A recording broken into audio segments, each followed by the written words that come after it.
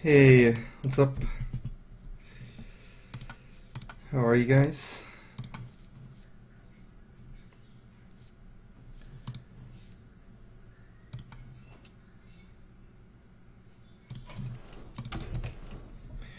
So, I've been playing like this mage deck today. I guess it's been working pretty good. I'm gonna try it out more. It's basically some changes to the grinder list. I don't know, people have been asking a couple times like what I'd play. I haven't really, it's not been working out too well for like the last, I don't know, I haven't played that much for the last month, and then I tried a new style of it today, like with much smaller mana curve, one echo again, and an emperor. From what I've been thinking though, Loot Hoarder is like a 100% like super good card. I just think for this kind of deck you miss a lot of drops early, and Loot Hoarder helps a lot. So happy 4th of July. It's tomorrow though.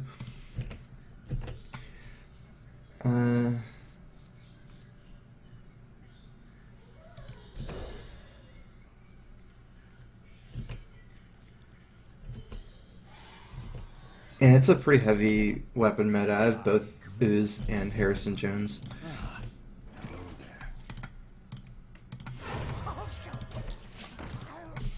Oh, I am not on Europe.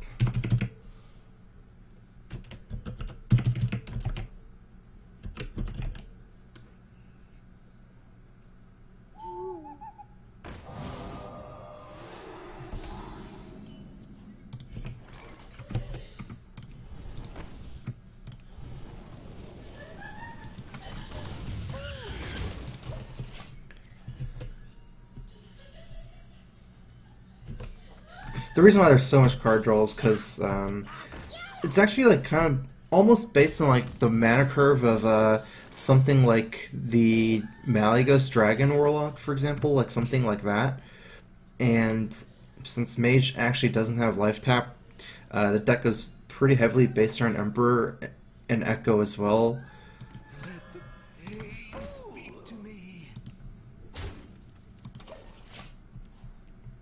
Yeah, since you don't have life tap, you're kind of replacing your life tap with a lot of cycle and draw to make it work, because you can't have a low mana curve and be late game.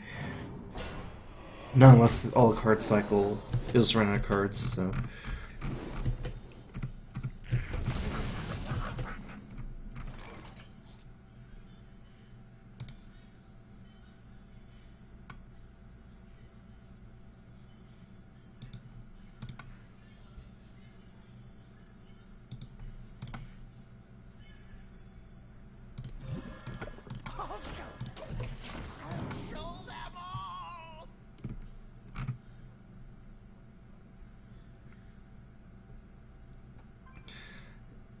Did I get a hint?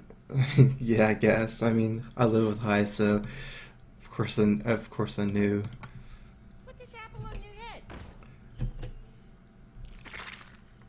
Oh, this is actually Zoo. I didn't realize it was Zoo until now. Like, it looked like it was the Dragon Malygos handlock. Because the Gang Boss and Defender all could be, yeah. All could be anything.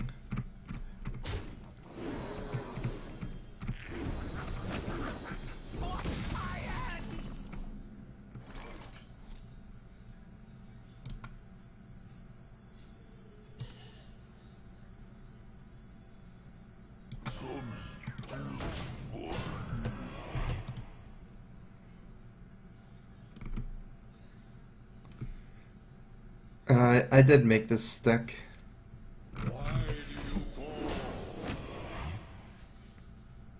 In fact, I made it 3 hours ago.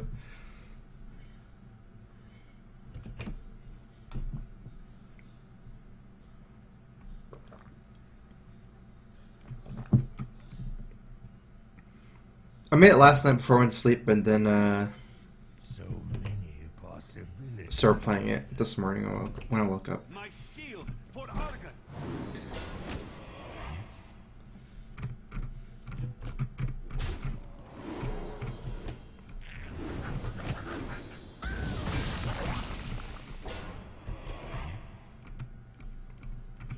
just gonna throw some minions. All my minions effectively have taunt right now because of the coming. Well, I mean, it depends what he chooses to do, but ooh.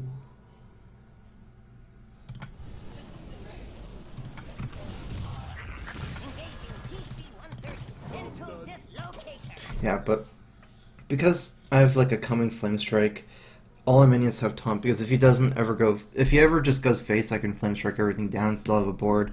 I mean, he doesn't know that, and maybe he'll just go face anyways. But effectively, all my minions realistically have taunt, from my perspective. In fact, unless he has another drop this turn that can affect the board more, this is going to be really awkward for him, because he's either going to have to trade his juggler into the 3/3 or leave up minions pre-flame strike. And if he trades, then I don't even need a flame strike. Like, I'll just play water elemental and stuff like that. So either way, it's good for me. I hope you like my invention.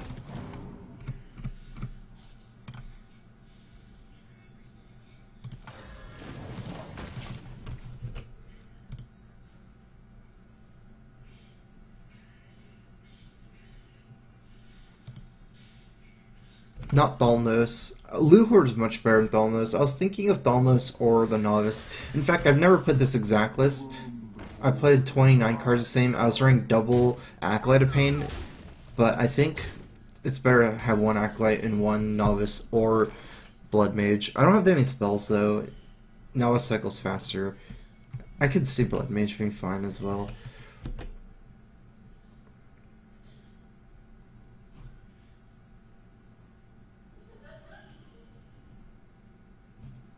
Interesting. It's an okay flame strike. I'd say maybe next turn, because this void color is pretty dangerous.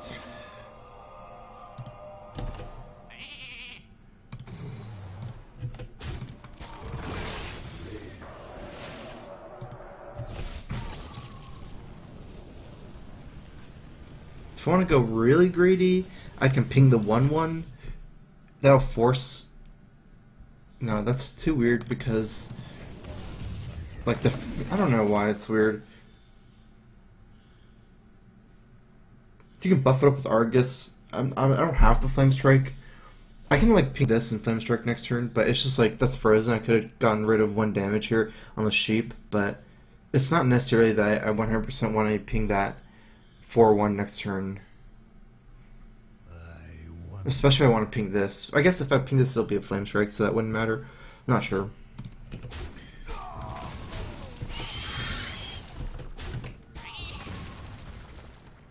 Yeah, win condition is value, I guess, if that's the thing.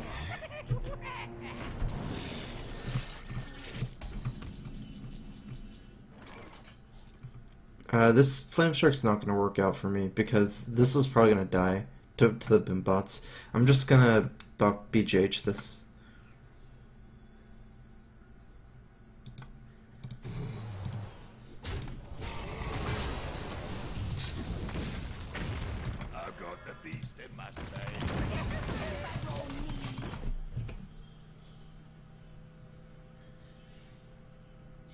It's about, I think it's just, I just want to play something really. I don't really care if Novice contests the board. It's just like, I've noticed that for Mage, I just hate hero powering face on turn 2. I don't really even care if it really contests anything.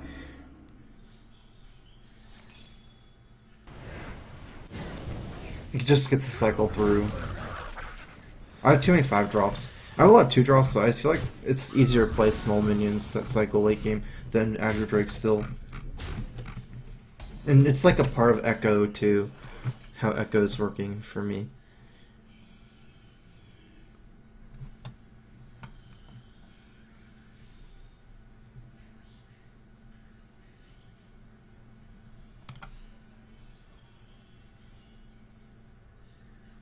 Interesting.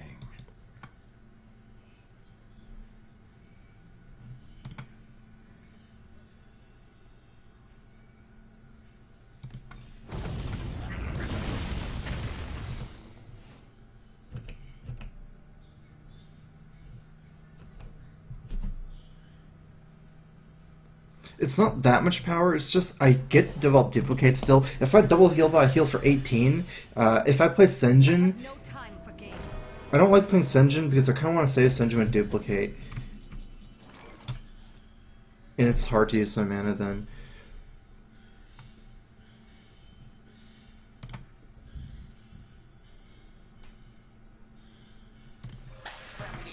Like, I'd rather duplicate Senjin here than Antique Healbot, I believe, because with, like, you know, having 4 heal bots here, this is still a board control matchup.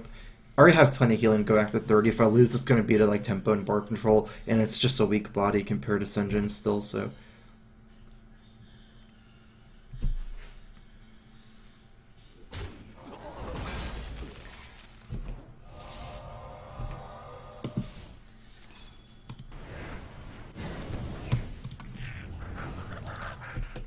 That was a mistake. Nice. That was a mistake. This will be big. If it survives, I can kill Sylvanas. Voiter. Wait, what?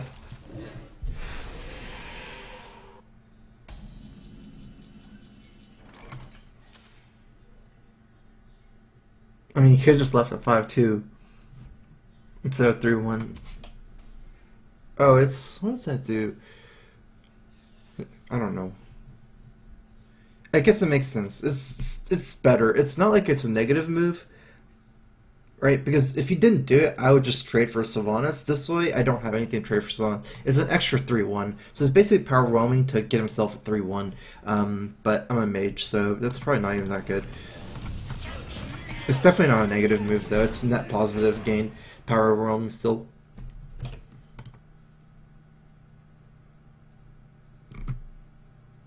It's just if you value a 3-1 over power overwhelming in your hand.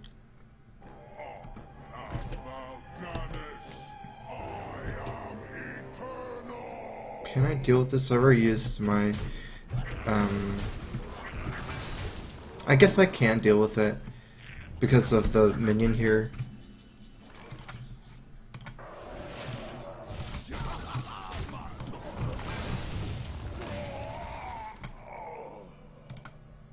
That belongs in a museum.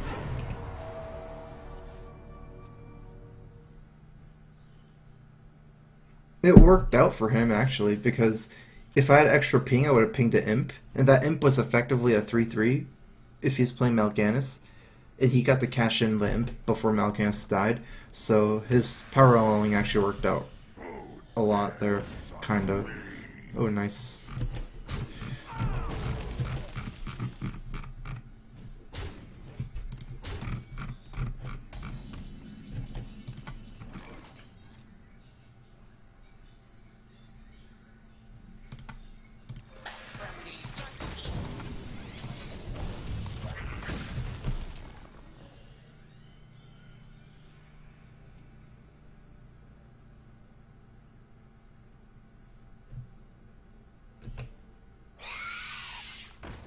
He lost a lot of threats now. His last cards shouldn't be very good anymore. What would they be? He lost his second Doomguard and Void Terror, so he has no more Doomguards.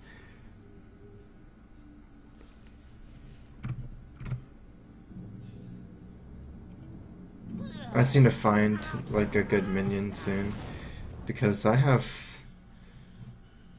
should have a lot of good minions. Oh, there we go. Perfect.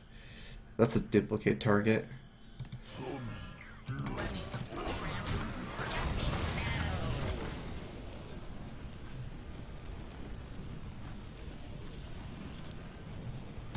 I should just work on his face. He has so little life. Even just pings pressures him a lot, because like when he taps goes to 8 and things like that.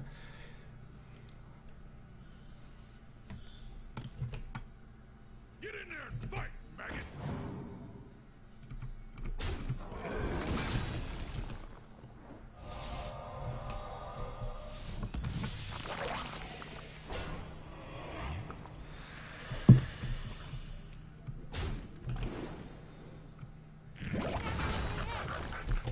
That was a mistake.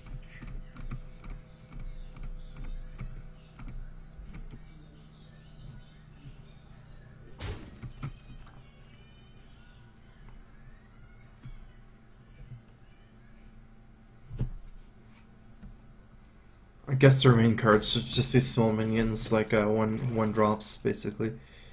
1 to 3 drops or something.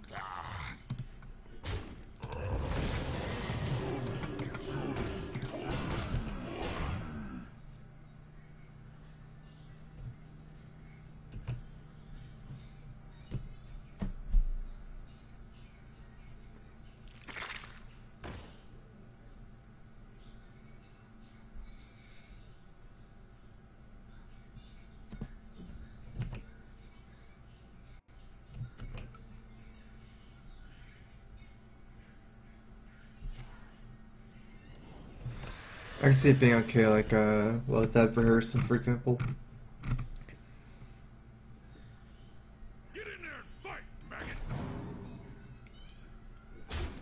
He might be out of things to activate the egg, kind of, too. I wouldn't be surprised, since he's used double abusives.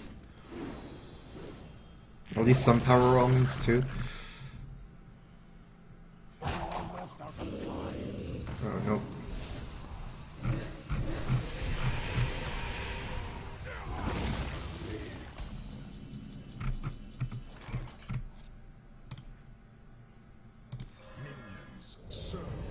Soldiers of the cold dark, obey the call of kill. Your nose shall suffer. Job done.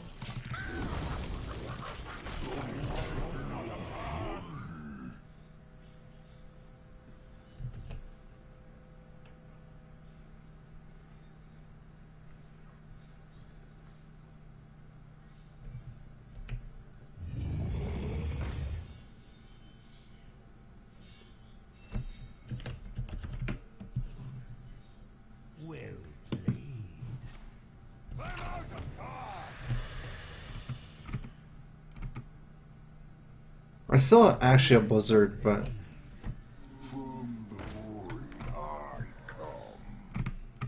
don't really need it at this point. You win this time.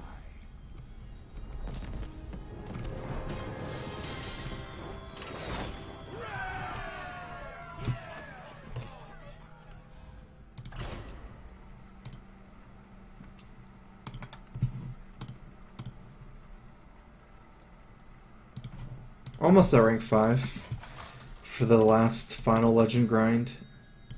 What day is it? It's the 3rd. Wow, that'd be really quick. I guess it'll probably take me around 10 more days to hit legend.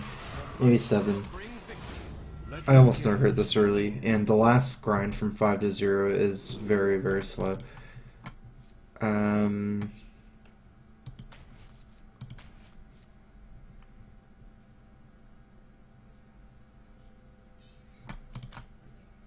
Let's try to give Mad Scientist, it's just so good.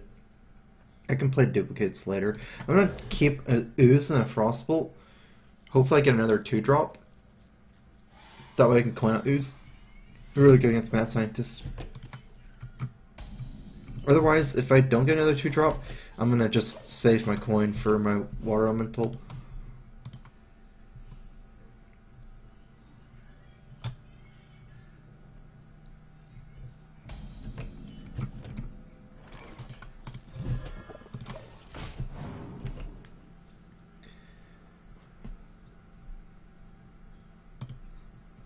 Death does not scare me. Death Lord. That's a problem. I could actually kill it. I think maybe wait a turn to kill it. Double Frostbolt plus trade of 3/2 doesn't sound that appealing. I just need to think about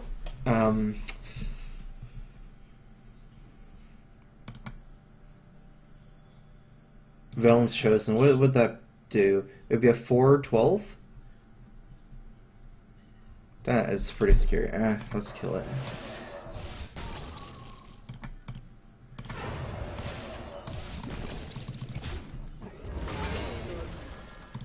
Oh, pretty good one to get.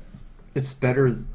It's pretty good. I mean, yeah, it's almost the best possible thing I could have gotten. The only bigger things I have is Emperor and Kel'Thuzad. Although that's not really that's like a 4-drop, not really a 5-drop against Priest. Like Belcher is probably stronger, but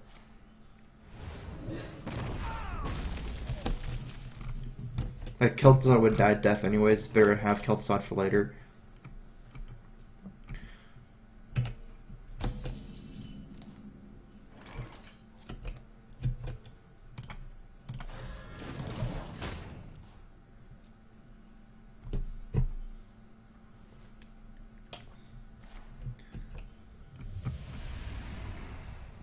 Mind if I roll need?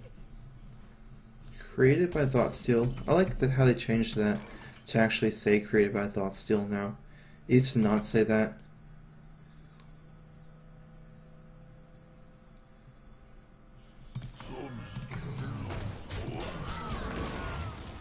I do want to attack Luke Order here because of Shadow Madness. If you can attack this into a 3/3, then Shadow Madness, you can get the slime. It's much easier for him. Brr. Baseville, thanks for resubbing. Welcome to the Strife crew. Crowfist.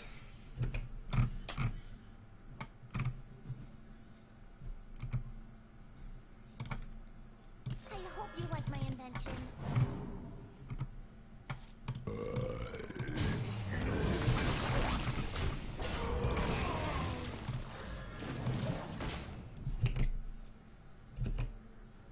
I feel like I'm in trouble just because against Priest, since I'm a really minion based deck, Priest has a lot of ways to interact with minions. I don't know, it's just like, it's just Priest specialty kind of to interact with minions.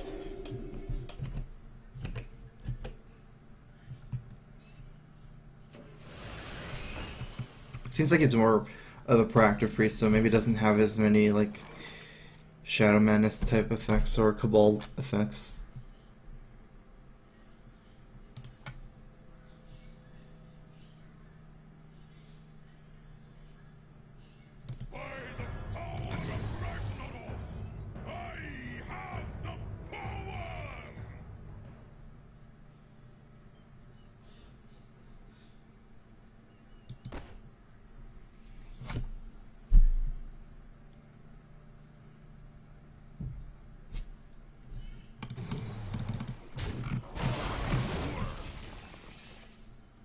Oh, if you sure.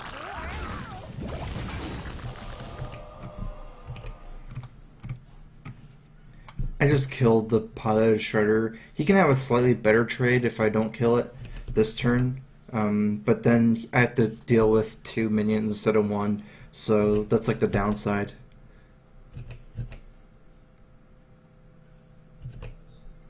In this kind of situation against Priest, like the Blood Mage would have been way worse because he can Cabal the Blood Mage and get the Death Rattle, whereas the Novice, he can't stop the draw for me.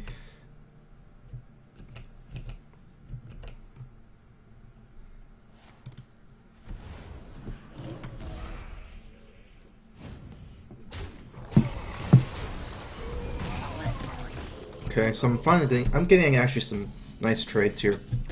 Didn't expect that to go so well.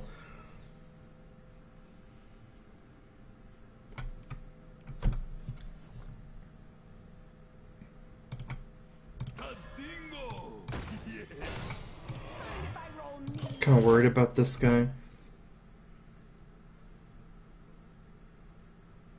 I guess I have to give it to him. If I can like ping it myself to trade, I mean, against Cabal, but I feel like the new priests that are using Cabal, like they have like shrinks and stuff too, shrink meisters. So if you just like do stuff like that, they'll still Cabal an even stronger minion, probably with like shrink meister.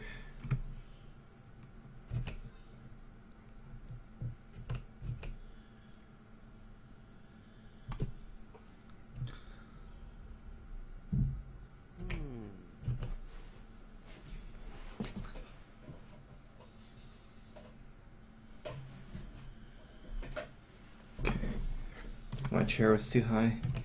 Let me check if my webcam still's good. Yeah.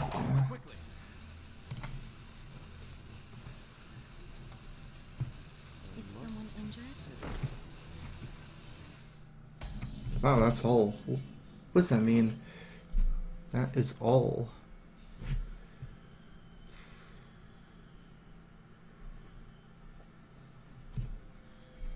Mind control?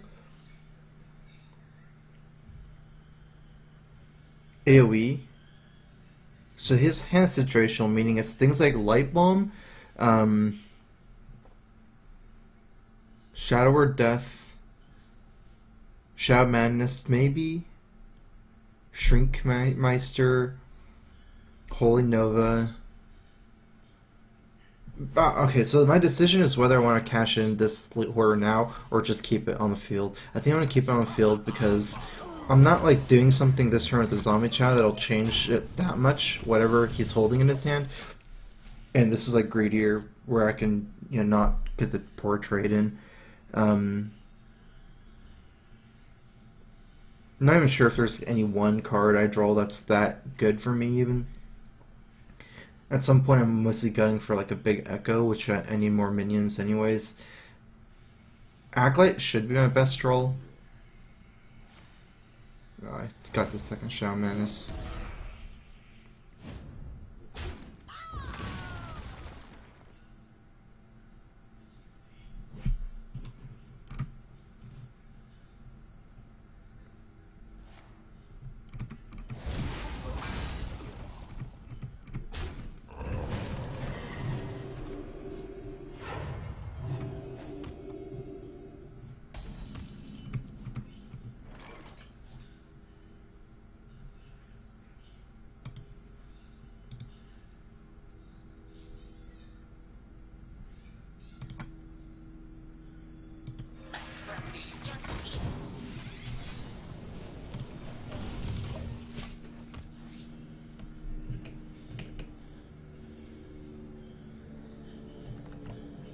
She did stop my draw. That was pretty hurtful.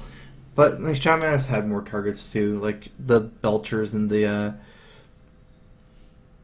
Senjin was a target. I mean, I think the Lure is better for sure though. Let us see if this works. Let me change your mind.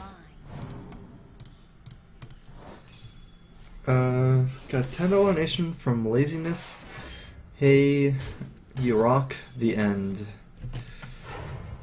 Thanks for the donation, Laziness.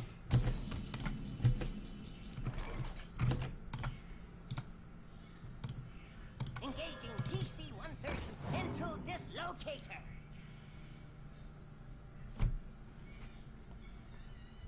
Blizzard actually makes a lot of sense here because of the freeze. Since I have a board right now, if I leave his minions up, he can take all the advantageous trades, especially as a priest with hero power, where he could like trade in hero power. It's mostly about Is someone injured? duplicate, I think at this point, like duplicating a minion.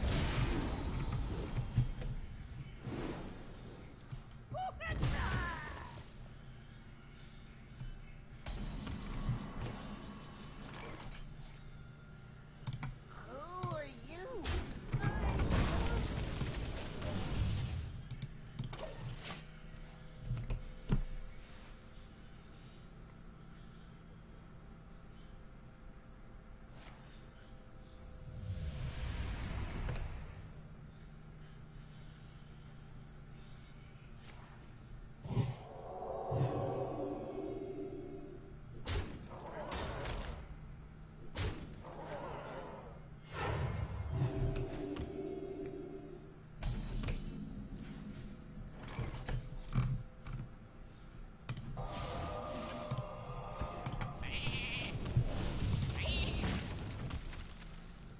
I have like a small chance in fatigue, but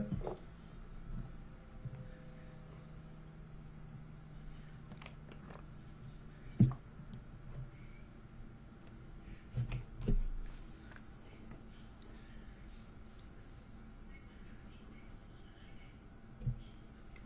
wonder.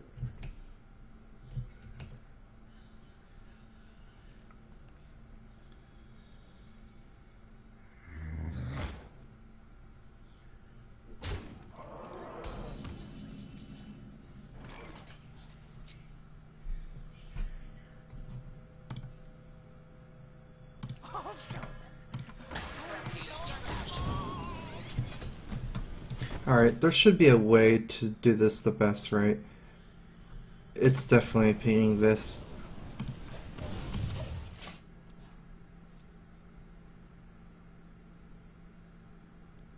Because if he trades here, it dies. If he heals first then trades, then he has a 2-1, and then I can ping the 2-1. Whereas if I leave up a 2-3, he can heal it back up to a 2-3 after the trade.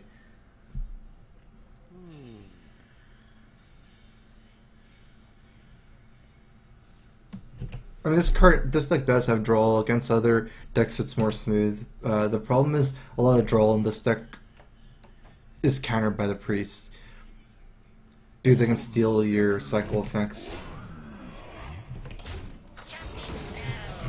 I usually have more cards. Also, I haven't drawn any duplicates yet, so I ran out of cards really early. Not that that would have really mattered, but.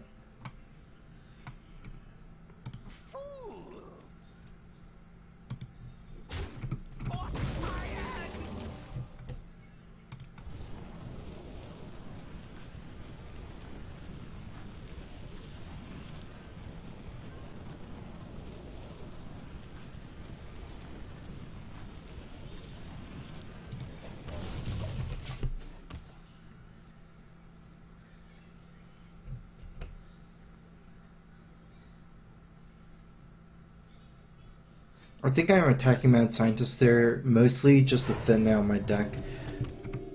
So I don't want to draw a secret.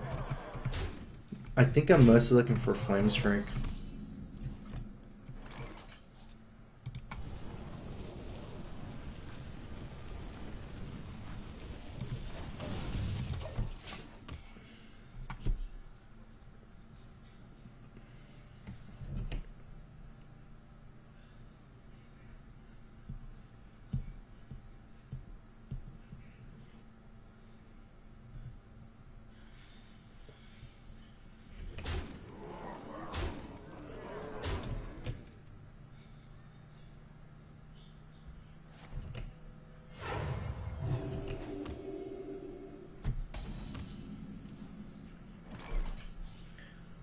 Nice.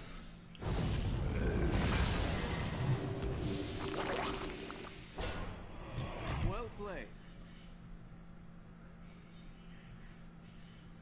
I don't think I want to duplicate that.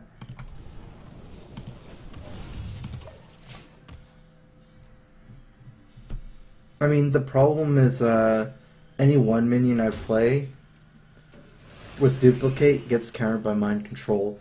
I don't think there's a way I'm going to be able to deal with that, though.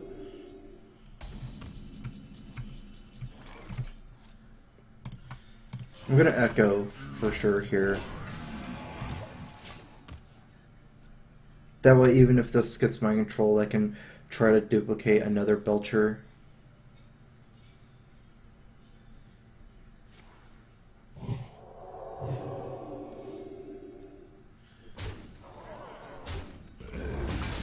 This is not a game where I'm gonna get a high value echo anyways. Change your mind.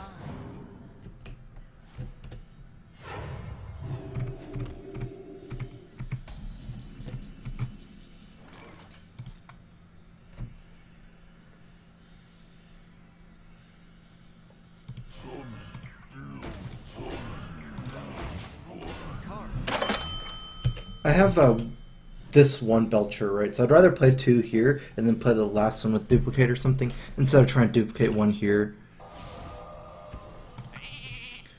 Got Tornado from Nerit. You don't think that this deck has too many one-ofs? I mean, it's a nice cone pet. I can just see this deck getting in too much trouble because of draws. Now you're pro, and I'm not just wondering. Let's see, what one-ofs does it have? I mean, in a control deck, it's more likely that it makes sense to have one-ofs a lot because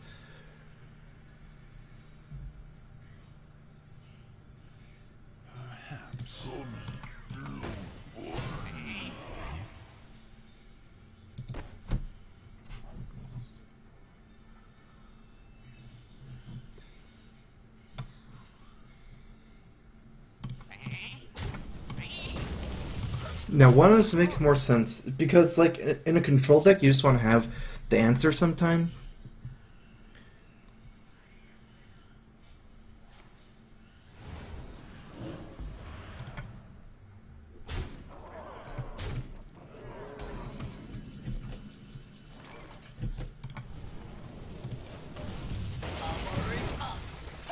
It's like, I guess the reasoning is mostly, Well played.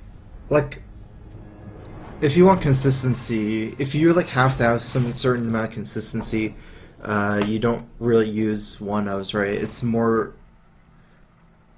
the reasoning is, why would you use one of something when you can use, like, if a card is better than another card, why would you use one of a card and one of another card, right? So, like, if Mad Scientist is better than Leper Gnome, or let's say another 2-drop like a Mono Berserker, why use one Mono Berserker and one Mad Scientist instead of 2 Mad Scientists? So sometimes you're forced to use one-ofs because, I don't know, say you want a third 2-drop, right? And then you use one Mono Berserker. But in this situation, it's like, these cards are mostly just fill gaps in your deck. Like a lot of the core cards you have 2 of, like Mad Scientist for example, Duplicate. A lot of the cards are legendaries as well. Actually, a lot of the 1-ofs are really good to only have one. Like something like Echo, you don't really want a lot of Echoes.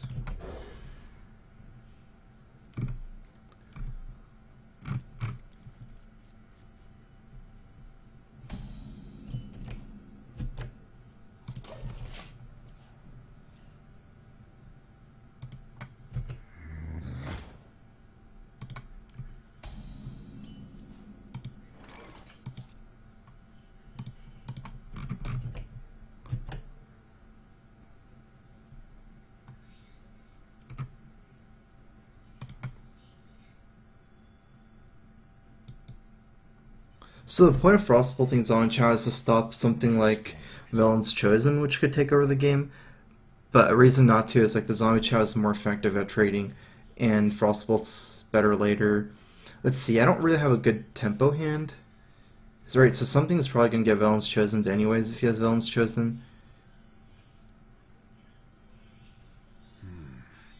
Also things like Power Shield. I would do want to disrupt this game plan though. I guess I'm just going to Frostbolt it. Allows him to cycle the powered shields, especially if he doesn't have another minion.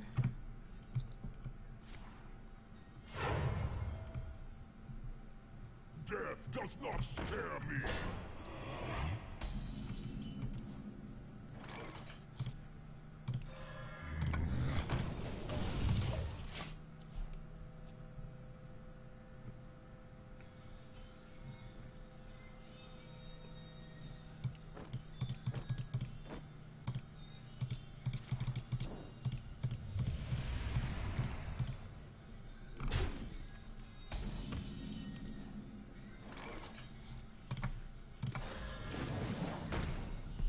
Alright, question is whether I attack or not.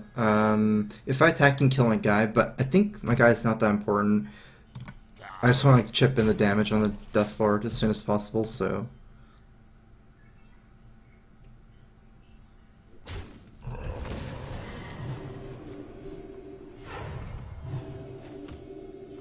Mind if I roll need?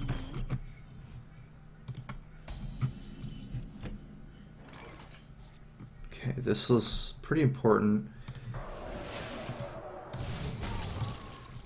Let's see what I get.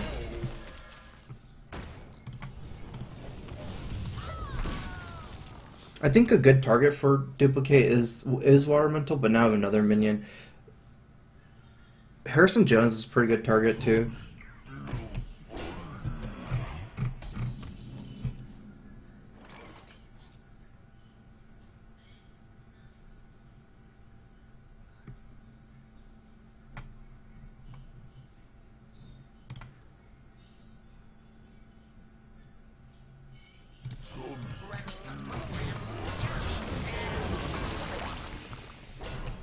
Considered playing Harrison here over the Belcher, but This protects my water elemental from the slime.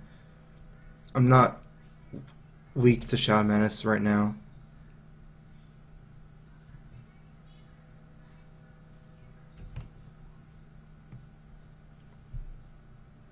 I wonder.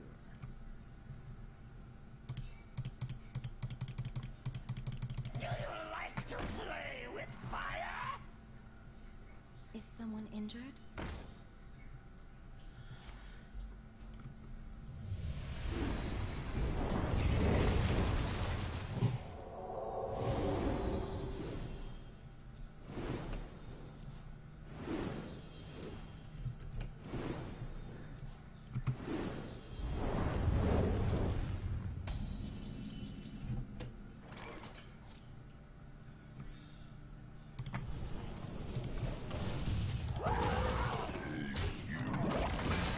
That belongs in a museum. My hand is too full.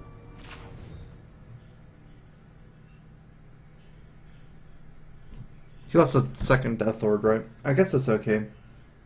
This matchup is really bad, but I think my key cards are Flame Strike and Mind Control Tech. I'll show them. I'll show them all.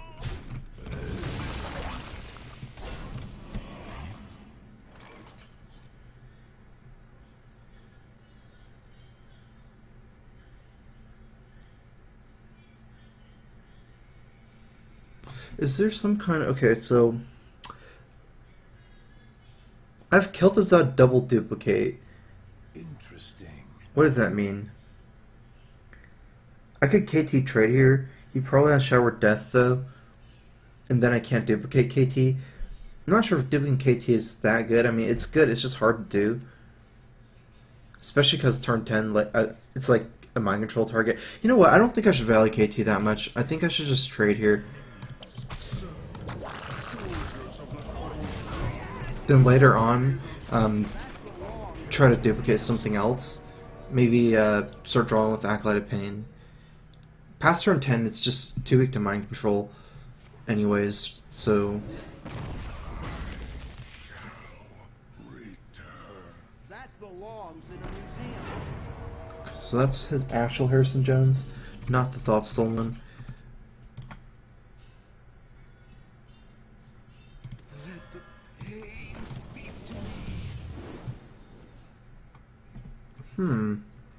Should be a decent Echo. A lot of this deck is based on Emperor first, but Harrison's like my best minion against Priest. Because I'm like the weird thing is like my minions don't line up very good against Priest. Since Sludge Belcher is like I don't know, like 3/6s and stuff, 3/5s are kind of weak to the Shadow Menaces and stuff like that. It's actually Harrison. It's one of my strongest minions. A 5/4.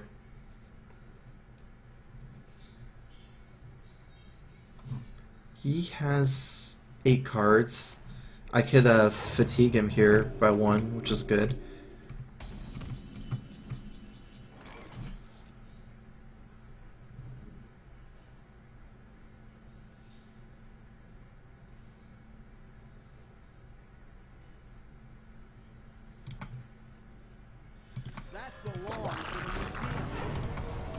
And if I want to use my last 3 mana, I don't believe it should be Acolyte. I want to save that for the ping. Obviously I can't duplicate, so my only choice is to either pass or play BGH. He's way ahead in cards of me, so I can't overdraw myself. I can Acolyte ping and feel really good about ping my own Acolyte. Because I won't fatigue before him, that's for sure. I think I can get away with Big Game Hunter.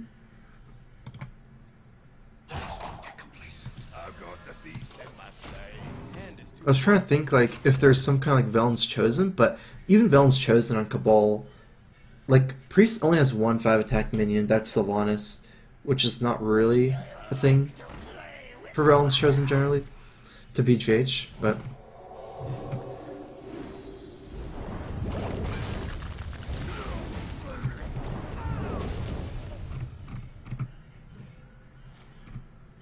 It doesn't make sense if I slow the player on AoE. Okay, now I just need an individually strong minion. Well, I guess it's just going to be a cycle turn. If I can get an individually strong minion like a Belcher Water Elemental, could probably do something like...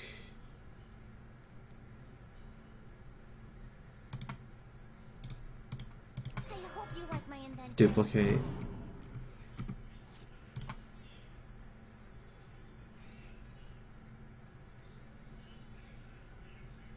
Mind if I roll need?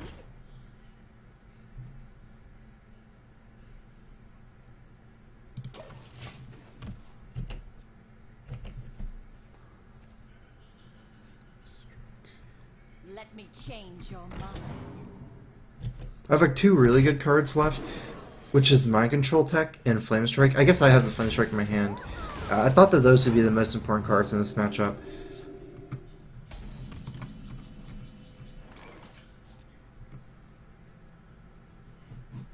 Okay, so I don't mill him.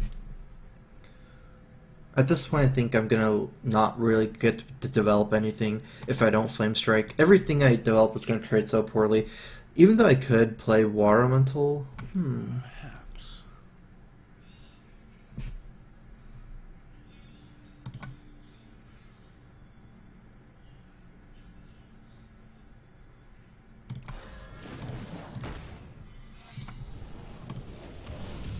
that actually makes sense.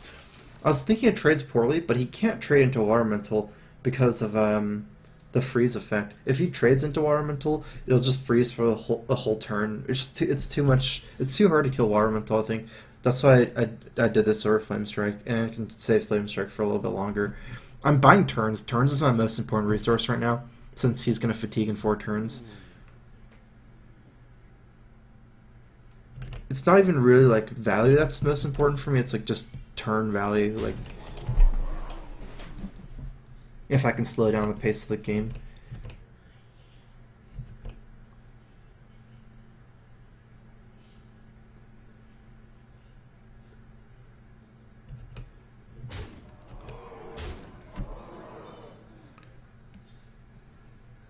Embrace the void. Not too quickly.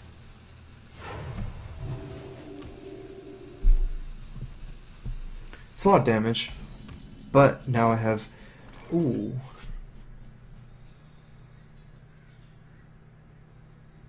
Okay, I don't really mind duplicating any of these minions.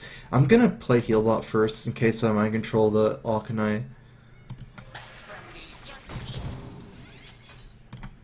Engaging TC-130 into dislocator.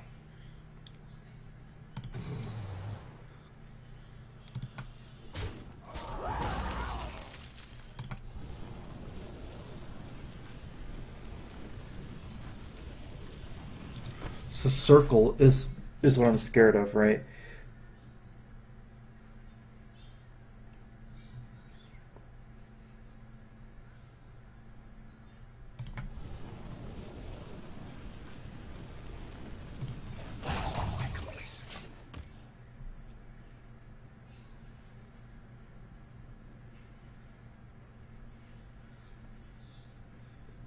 I think I'd rather him keep a 3-1 after circle than that. Because I can ping a 3-1 next turn. Whereas if he starts healing himself randomly, that would be really annoying. Like healing this back up to 4-3 after. It doesn't matter now because he had this powered shield, but if I ping this, then he can, say, attack into the Cabal and then circle, and then heal up the Cabal back up. Uh-oh, I might just be dead. In the light's name. Yeah. In the light's name.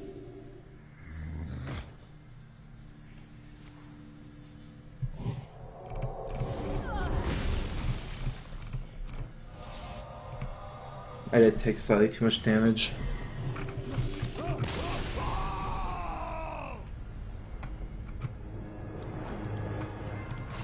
Didn't really have a turn to develop the ice barrier. I could have like Flame Strike 1 turn earlier, but I was playing greedy on it.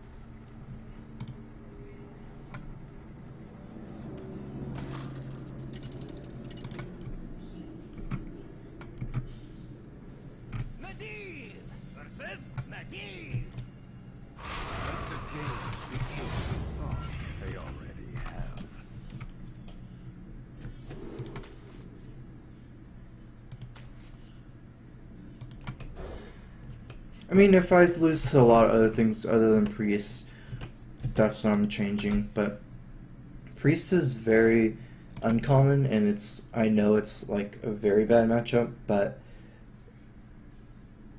I'm not curious enough about that match. Like, it shouldn't be what makes me stop playing a deck because it's weak against Priest.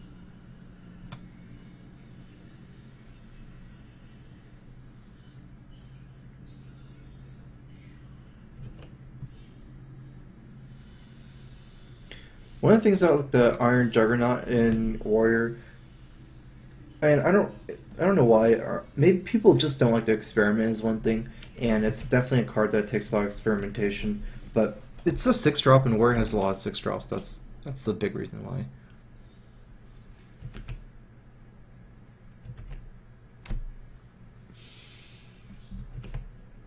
Because Warrior has 2 Shield Maidens and Sylvanas, which are all mandatory. There's even Emperor, which some people use as well. And that's already 4 if you use Emperor too. You would need to add like a 5th 6-drop.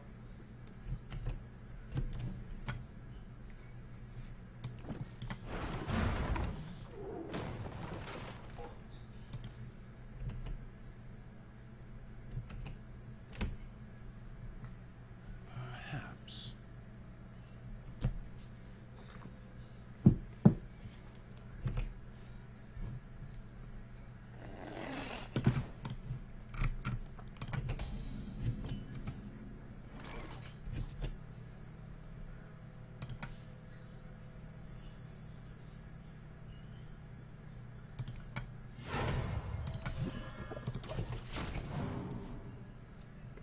Pretty much no matter what, it's going to be like every one I'm in is going to be weak to something. These old data ping just force him to have the answer. He probably does have Frostbolt, but I'm more thinking just like cycle through my 2 drops right now. Play this just in case he doesn't have the answer first, which was good here. Another reason why I'm using a lot of 2 drops to cycle like this kind of stuff is because, like, one of the problems with Mage is if you ever, like, say you don't have a Loot Horde, you ping face there, it's so bad compared to actually doing something. But, like, it doesn't even matter, because Mage Hero Power is not one that develops the board like Paladin or Shaman. Even something like Warlock Hero Power, you can just tap, that feels really good. Hey, give me that.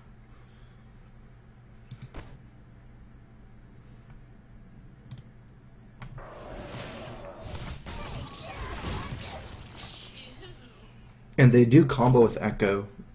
They're also not bad duplicate targets in non-value matchups, like in tempo matchups. Like, I'd much rather duplicate a 2-drop that cycles than, I don't know, like some cards, like Zombie Chow, for example, sometimes.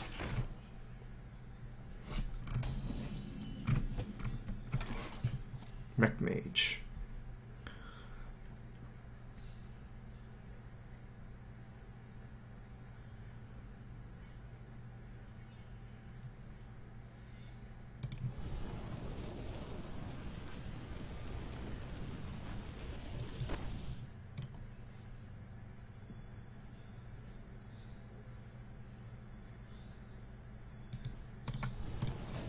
Hey, give me that. Mind if I roll knee? It's kind of like that he can just get through this engine with Fireball or something, and then get the good trade on my Loot Hoarder with the Divine Shield this way.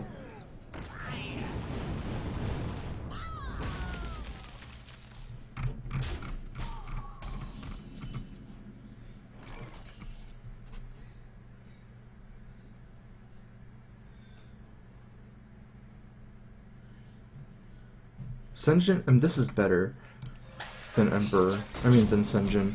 My other moves like Novice and try to draw something. I don't think I should Mind Control tech against in this matchup. That's for sure. The weird thing here is if he trades, I want to play Emperor next turn, but then I can't against a 5/1. I would just have to do something else if he trades there. Like I just play Senjin or something. Okay, so with this I'll probably end up playing Emperor. Wait, although that's a good polymorph target. No, this polymorph is way too good.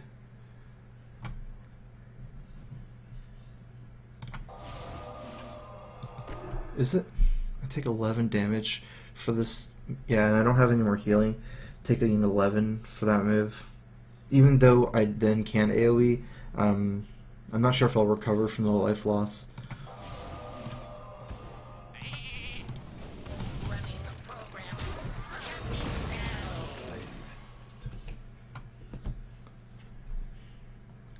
The sheep is kind of good to keep up because it's a minion, so it's like it counts towards that 4 minion limit for mind control tech.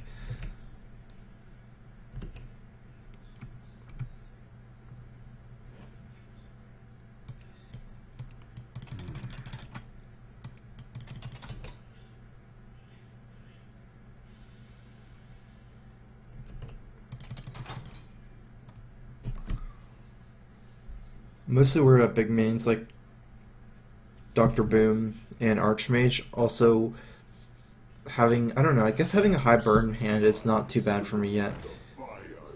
It's like a hybrid deck.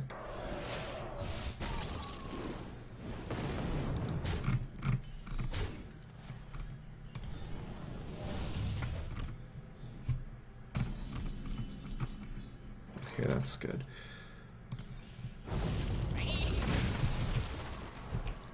So good thing is I still have my Senjin, which is like an answer to a minion.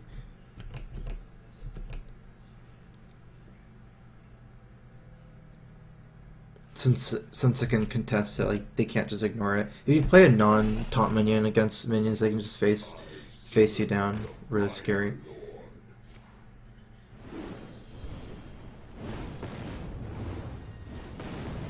Okay.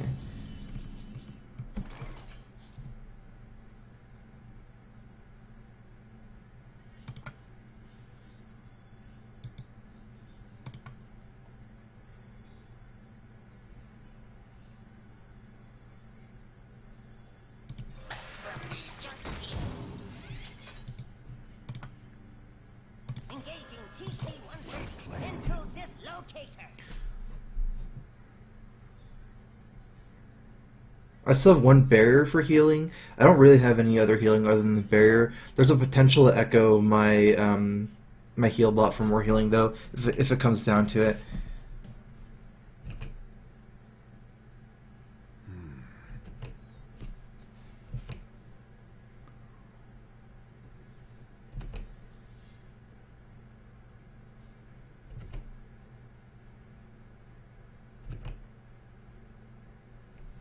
I mean, the closest thing to win conditions are Kel'Thuzad and Echo of Medivh.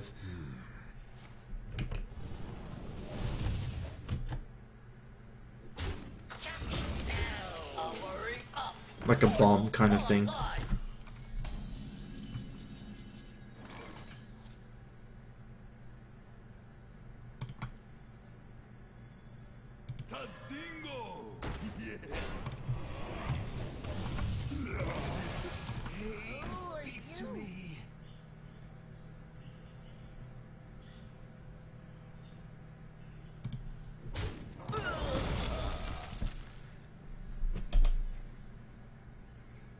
The Mech Warper doesn't do anything against, you know, he has 10 mana. The only reason I killed it over the Mad Scientist, I mean over this, is because of Blast Mage.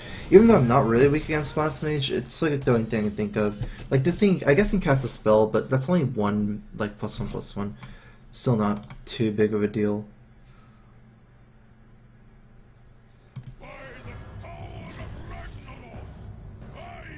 I'm honestly not even sure if it makes... Actually, it makes some sense to Echo. I'm not really trying to, like... Actually, forget it. I hope you like my invention.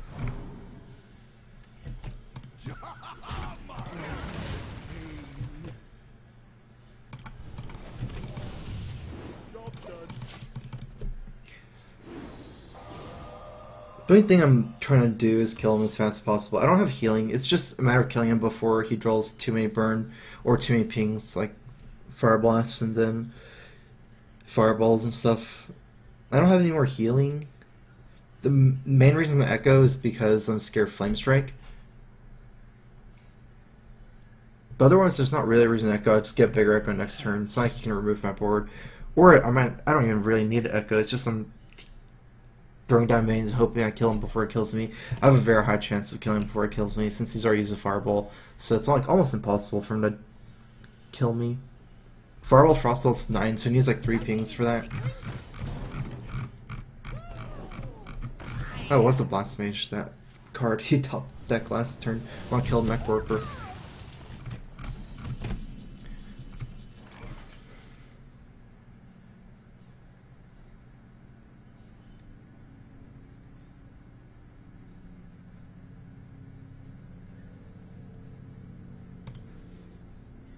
I'll show them. I'll show them all.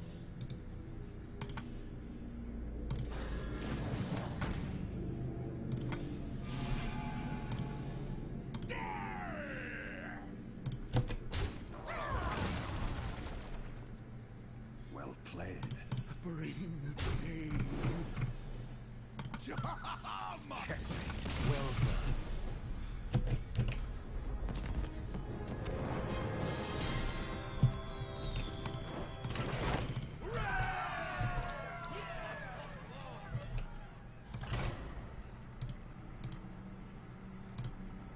I don't know, I mean, I won like 10 games in a row with this deck.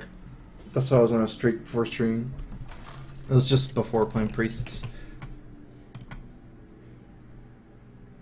Medivh versus Gul'dan.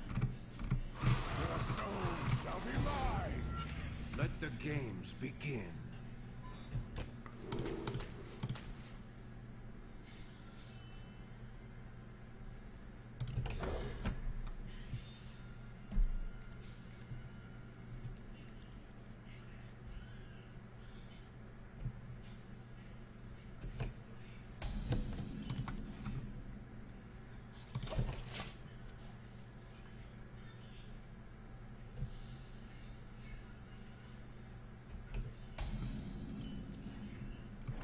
But it's like, this is why I have like an extra novice and loot hoarders. Like, imagine if I didn't have Mad Scientist. It's so bad for Mage not to have a 2-drop in this situation.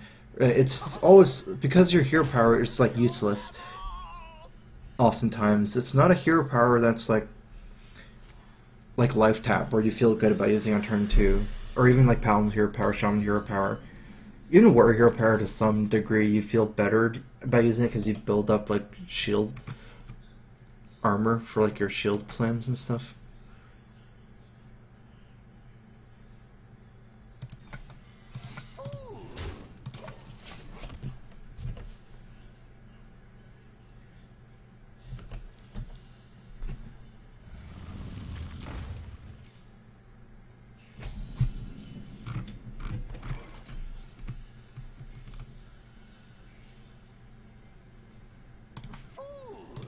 I won't have anything good to do here. I don't have a mirror, so it's not like I suicide this guy actually gets a mirror for the giants anyways.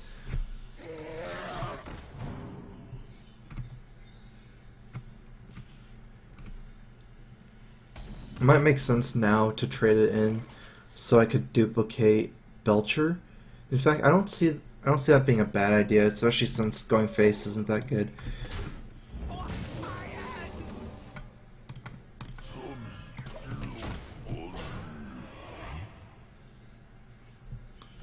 Well, I would definitely use third loot hoarder over novice, for example. That's for sure, but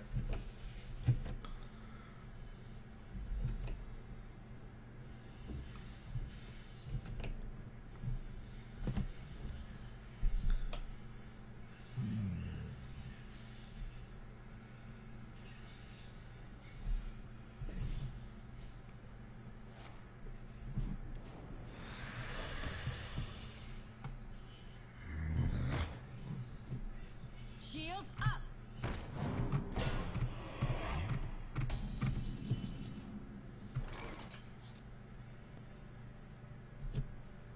I don't really have a great move here either. I could Mad Scientist Echo.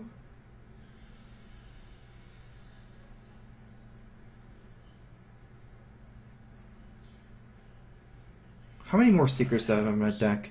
I have like the barrier, right? That's all. So echoing I guess the Mad Scientist Echo, the Echo will be useless like the second Mad Scientist. So it doesn't seem that good either. Maybe I can save it for later. Perhaps.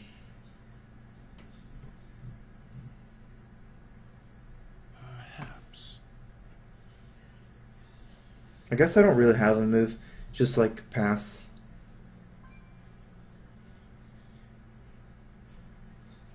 Actually, let's still do it.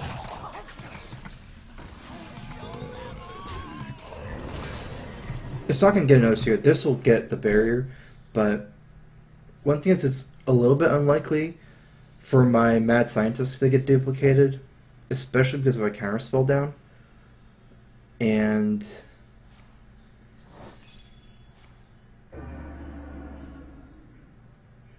kind of need to do something. Seems hard to get a big echo.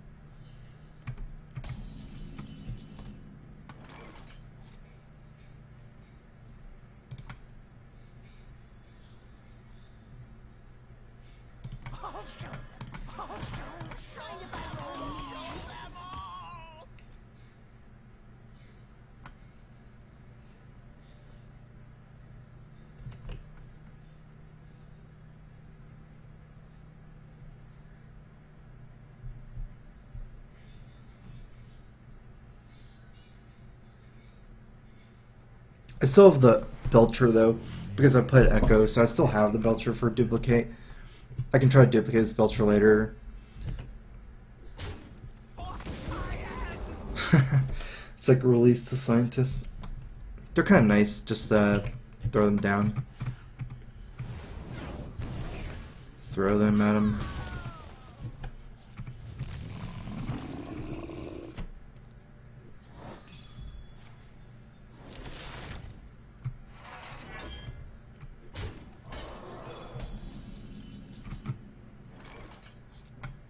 Okay, so I have 5 mana after.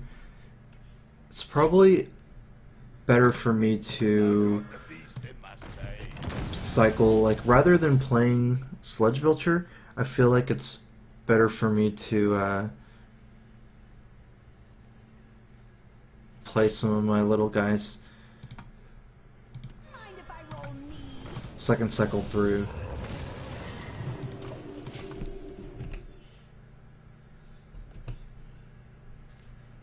I'm actually keeping like almost in cards. I guess he's still cycling faster than me with his hero power.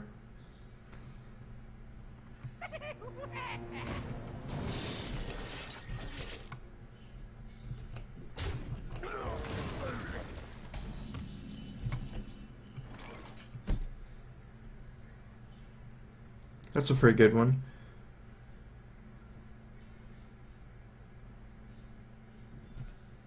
Okay, let's...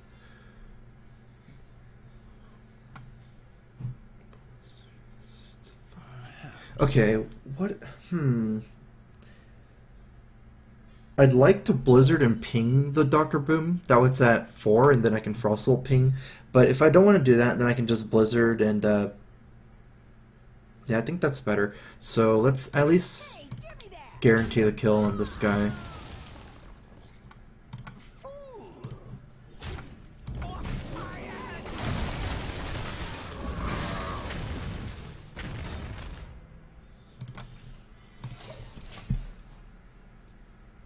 It's too slow, and even if I Frostbolt next turn, it's still going to be frozen. It's not like the biggest deal to kill it immediately. It does mean, like, say you can owl it though, but it's a really nice draw though. Unfortunately, I have used my Echo, so usually you want to use Echo after Emperor.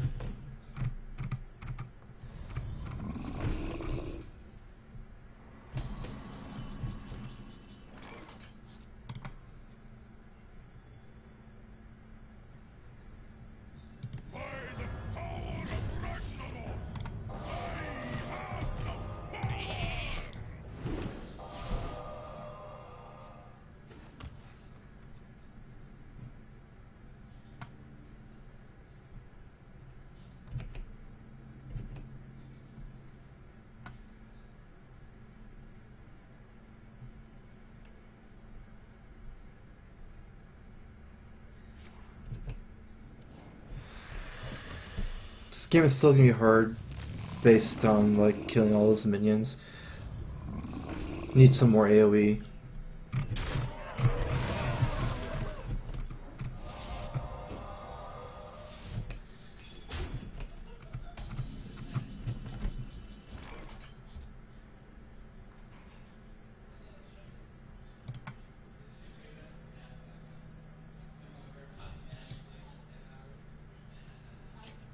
I think it is worth it to draw for things.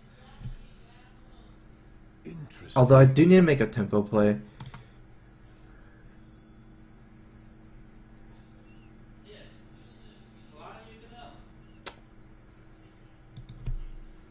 Need to play on Shadow Flame somehow too. I want to ping my mad Acolyte of Pain. I guess let's just go for this move. Pain speak to me. Keep my draw going. My other move is like Emperor plus Acolyte plus Mad Scientist plus Frostbolt or something like that. But I wouldn't get to ping the Acolyte, and then the Giant Eye Frostbolt would likely get Shadow Flame, clearing my whole board. I'm really looking for the Mind Control tech and Flame Strike.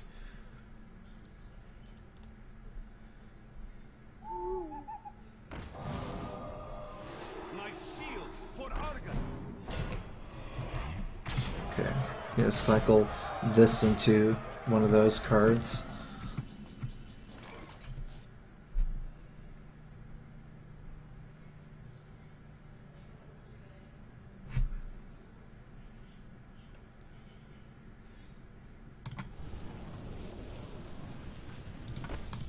Brain pain.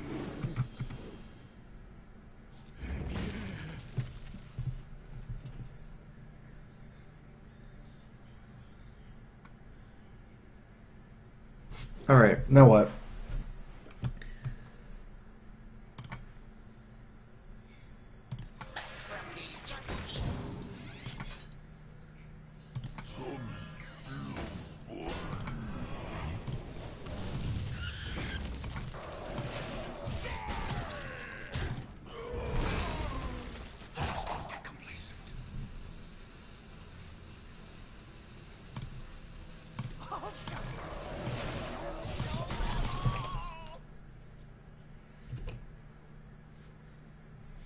I could have pinged my guy for an extra card, but then, because he had a really good ping target in the owl, I decided against it. Because then I don't get to ping the 2-1. That might have been important as well.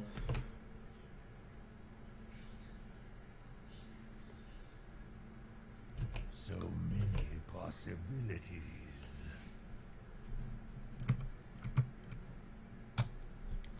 He should almost be out of threats, but have a lot of spells. So things like Shadow Flame, Hellfire. He's already used Double Mountain, Double Molten. He still has a lot of 5-drops, I guess. And So many possibilities. something like Draxus.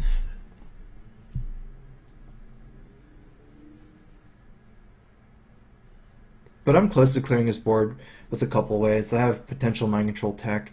I have potential Flame Strike, and Kel'Thuzad might be really good.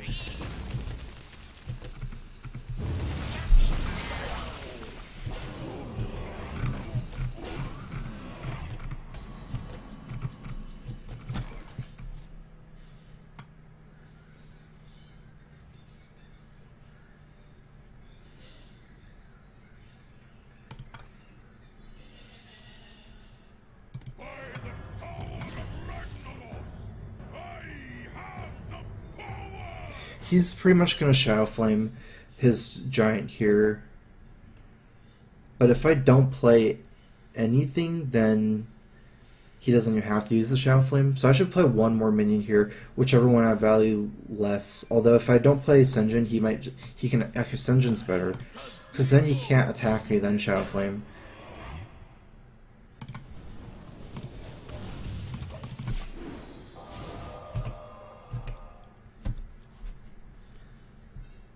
Because he can trade here, attack, then Shadow Flame if I play the Water Elemental.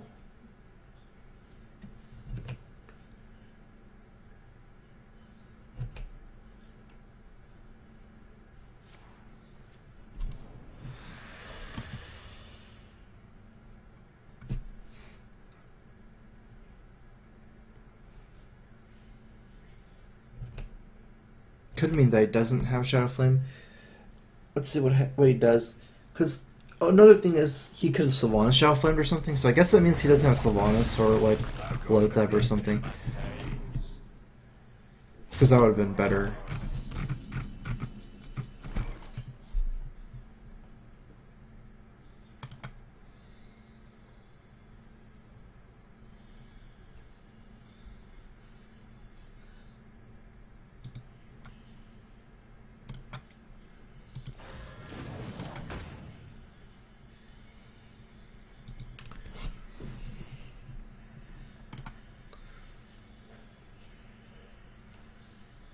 Problem playing Harrison, it's kind of useful for Draxus in trades, beginner trades. Then you can trade this for the Zombie Chow, and I won't have a great Kel'Thuzad Valley turn anyways.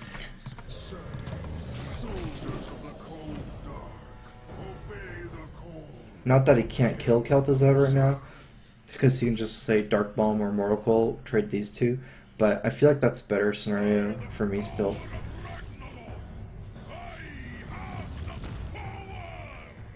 Or he can just try to kill me still. Okay, now I need those AoE cards.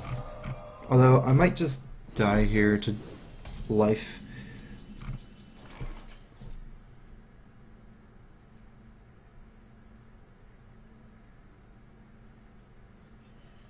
Yeah, I don't think I can hold this turn. Because of the Emperor here. Kills me.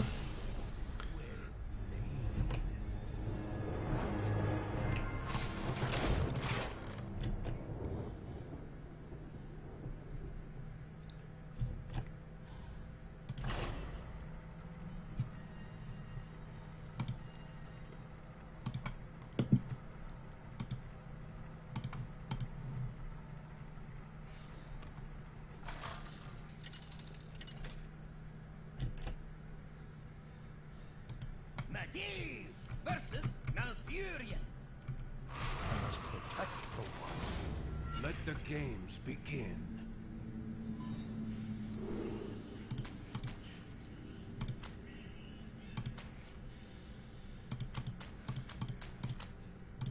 Sinjin's not against Warmental, but it's not that far off. I guess I want to keep a heavy minion hand against Druid. And I already have a 2-drop. I'm unlikely to get Zombie Chow, so I'm not really mulliganing for 1-drop. It's more like mulliganing for a better 2-drop or a 3-drop. So like Acolyte.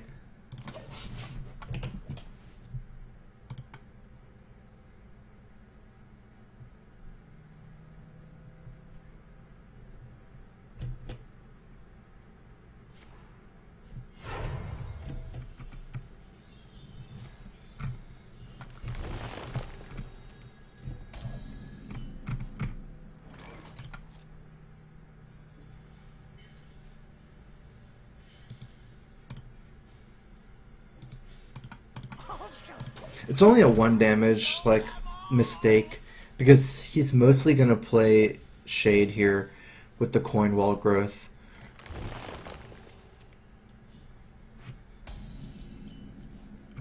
But regardless, like, playing the Ooze is 1 more damage. It's just, if I draw a 3-drop that I want to play, like, say, maybe Acolyte of Pain, I'd rather play the Acolyte, so it's still better to play Mad Scientist. Because you want to have the Mad Scientist down eventually to get the secrets.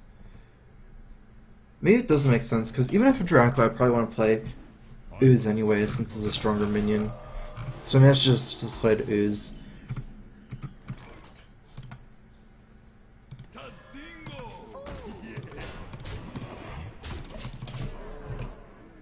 But regardless, there's only one damage mistake. Where shall I strike? I definitely have to develop minions here, that's for sure. Can't just ping. I guess this works out. Get to play around my control tech too, and I have a decent trade there. I mean, oh, so this is actually interesting, because against Druid, when you get board control, you'll win, like if you get heavy board control. So if I can Emperor next turn and then play KT on turn 7 and like I'm winning the board, that's like a game lock right there. But I mean, he has a lot of stuff still. He can play plenty of things like Dr. Boom, Ancient Allure.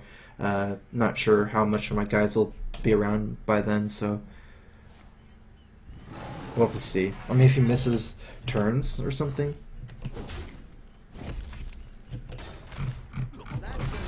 Okay, that's actually kind of a weak turn. It's good for me.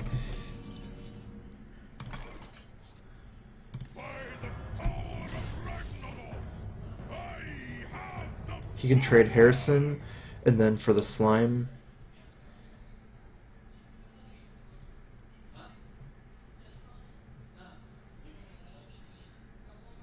This makes a lot of sense. Like this. I could also go with both face. It's either that or both face. There's no way I trade both for Harrison. Both face kind of makes sense. I have a chance of sticking a Mad Scientist for Kel'Thuzad. This way I have a, like it's, I get to kill the Keeper and I don't lose my slime after the trade. I must safeguard.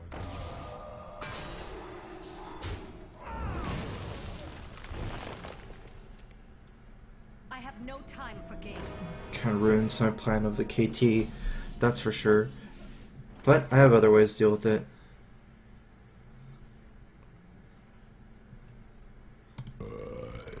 Excuse me. So I can either attack this ping and then drop minions. That seems better than the Flame Strike. Attack and Flame Strike.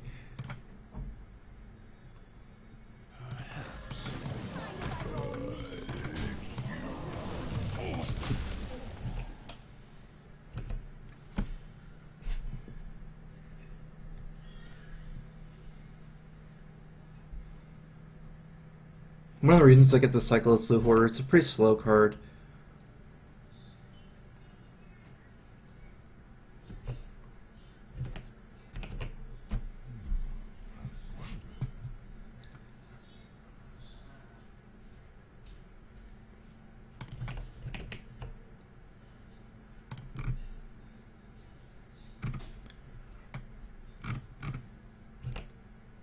I'm not 0 and 8 by the way, since stream I'm 2 and 3, so.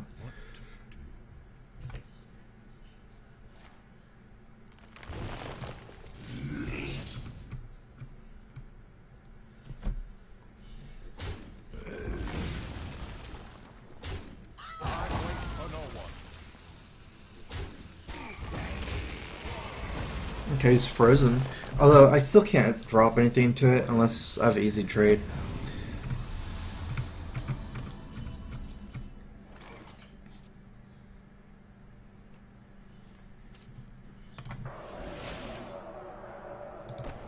Oh, thought I could Frostwell and KT in the same turn. That's way off, that math. I'm off by like, 6 mana or something. Let's see.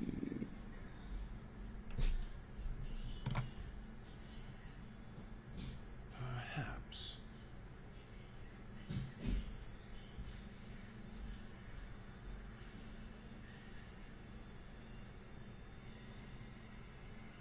Mind if I roll me?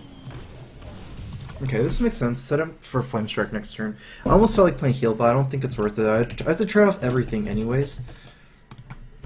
So, because I have to trade off everything, because I have to kill Solanas before playing my next minions. I'm just playing this guy, it doesn't really matter. So get to cycle him, and then Flame Strike next turn.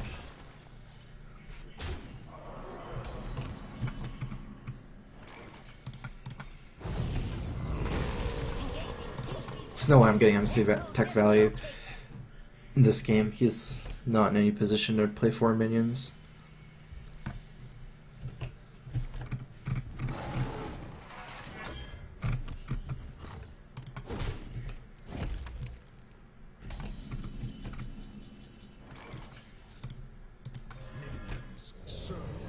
Soldiers of the cold dark, obey the beast.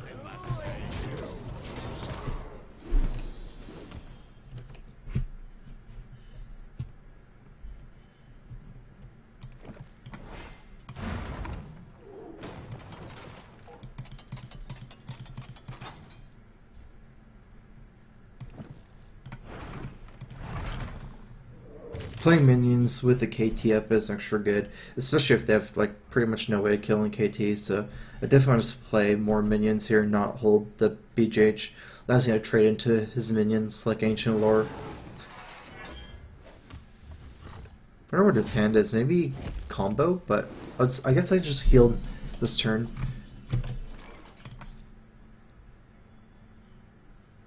MC tech though.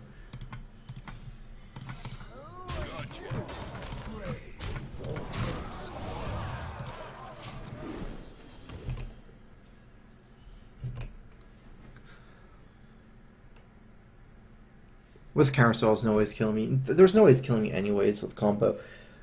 So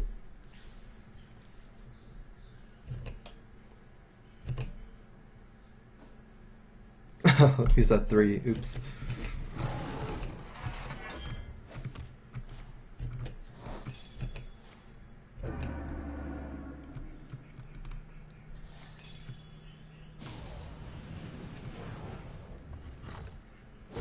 That was unintentional. I just missed it.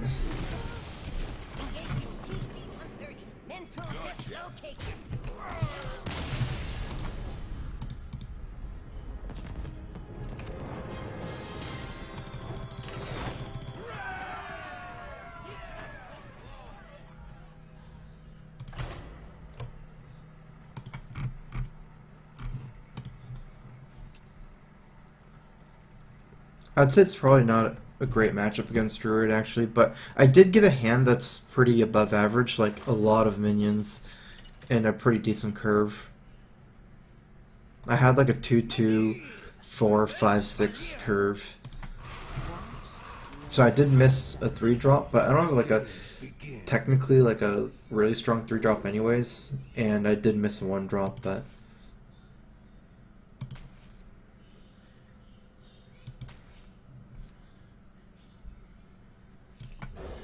it's not that useful versus the weapon, but at least I like get his charges. They much rather have charges as a 2-2. It's much easier, or 2-1, 1-2. Yeah, 1-2. That way they can like buff it with deadly poison stuff. So it's still useful to play these minions. I will be saving my coin though for the water elemental instead of coining out 2-2 drops. Got a $2.15 donation from Dizzy Kitten. What do you think of Siphon Soul and Malagus Lock, or is it better to take a second Chow because of all the aggro decks? Also, is Malagus Lock still one of, if not the strongest deck? Yeah, I think it's definitely one of the strongest decks. Easily, it's not even close. What do you think of Siphon Soul and Malagus? It's better to take a second Chow. I mean, as far as I know, like, 2 Chow is not exactly standard anyways, so it's not exactly like a question of Siphon Soul or 2 Chow, but I don't know, I've never used Siphon Soul, so I would say I don't know if it's needed. You have a lot of removal in Malagos Law. Double Implosion, double Blackwing Corruptor, double Owl, maybe even double BJH, so I guess I just don't feel it's super necessary.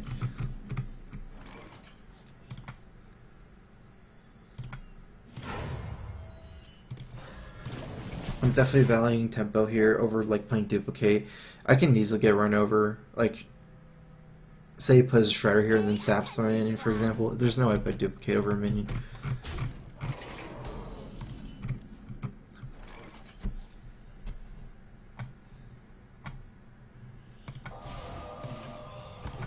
Just the chance from Fireball's better, but probably more smart and versatile for this deck, I think.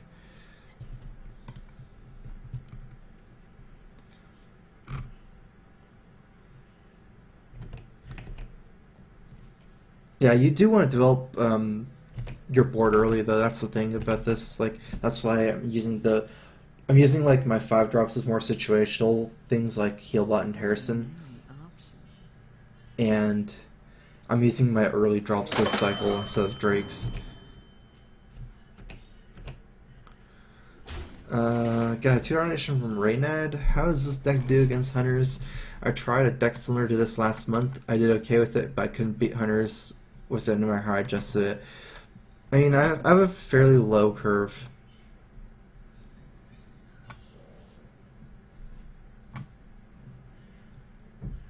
Interesting.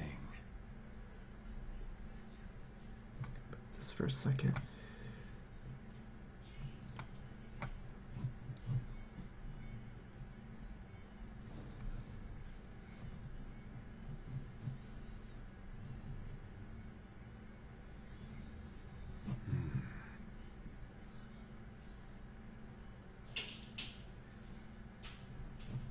I can Frostable Ping go face here, or trade Ping and play Mad Scientist.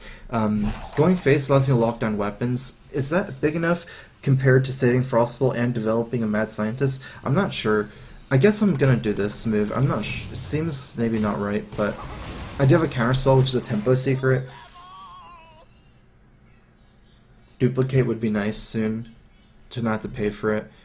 Okay, so this, I guess, like, yeah, I have double weapon removal, Ooze, and Harrison, double heal bot, one barrier, and a decent curve. The early curve helps a lot compared to, say, running Drakes, right, to have, like, more loot hoarders. Like, I tried lists of, like, double chows and stuff for these decks, like Grinder Mage. It's just, with double chow, it's, like, too bad against control, I guess. Like, it's just too much of a liability. Loot hoarder is actually good against, like, everything, so I don't know. I think it's fine. We'll have to see. So many options.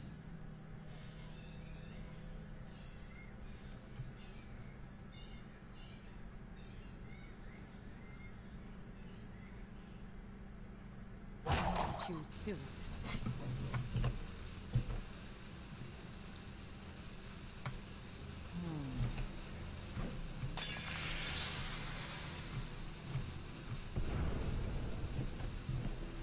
It's just gonna sharp sword roll.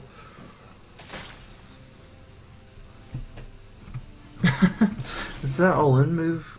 That's a lot of damage, actually. Wow. I almost just died there.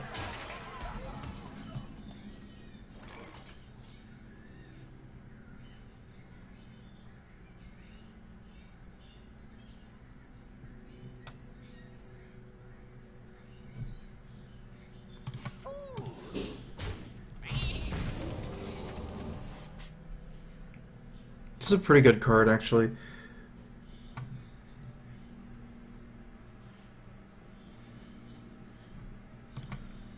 I hope you like my invention.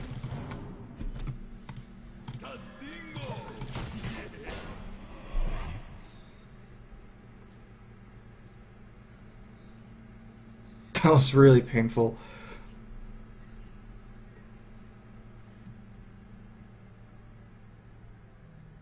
I'll even be dead here. I have a counter spell, but things like Sap, if you can get the Sap off or Blade Flurry off, either one, I die. Frostball is an option. It prevents me from dying to say something like Sap, but I have a counter spell up, and I feel like in the long run I need to deal with it, not just freeze it, because there's going to be more turns. If I just have, like, there's no way I'm freezing every turn, so...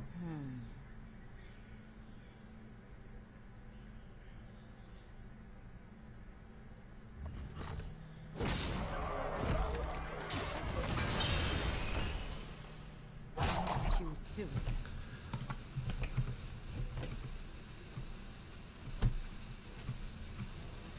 This guy's tough.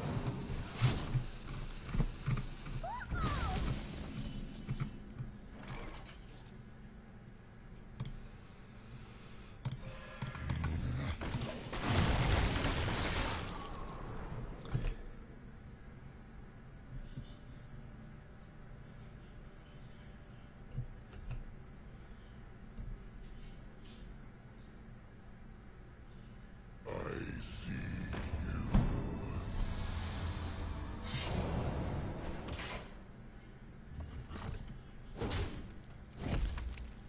Might be GG here.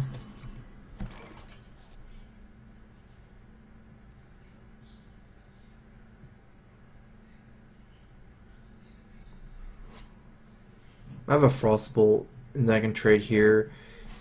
I guess I'm still not dead. My other option is to... Perhaps.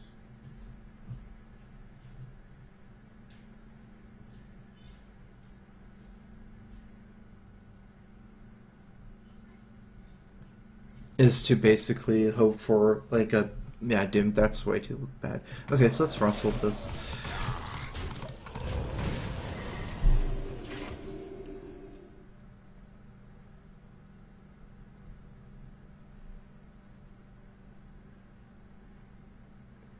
I can still win with a Heal Bot or Belcher and the Frost Bolt next turn if I don't die here.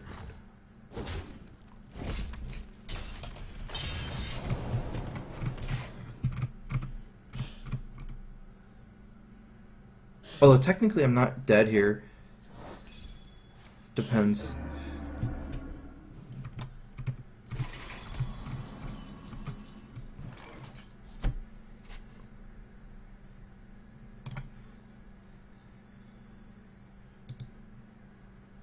Okay, let's draw.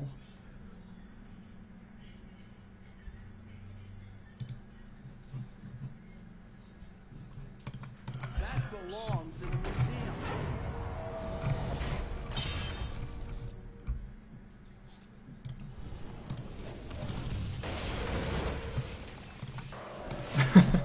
Alright. Come on. One more turn. Very unlikely though, but I will be your death.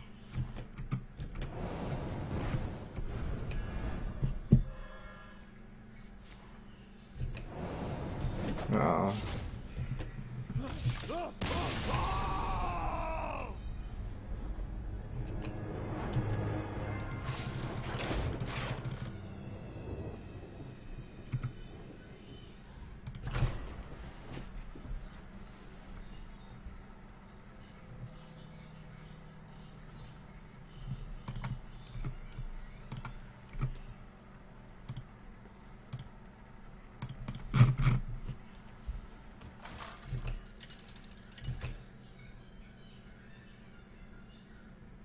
Medivh versus Anduin.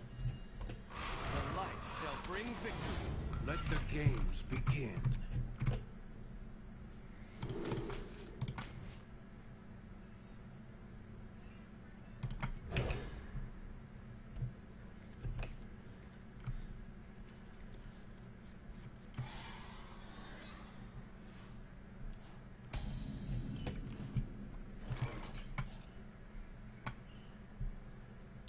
There seems to be a lot of priests today. I think I'm just gonna switch after this game. Because this matchup is like too bad. I'll show them all. Death does not scare me.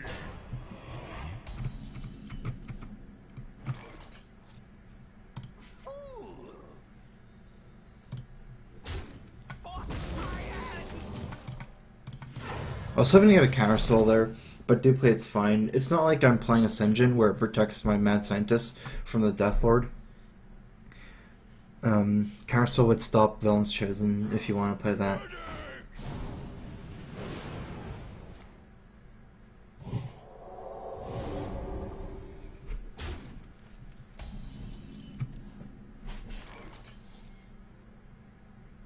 If I attack, it's going to be a 2/5.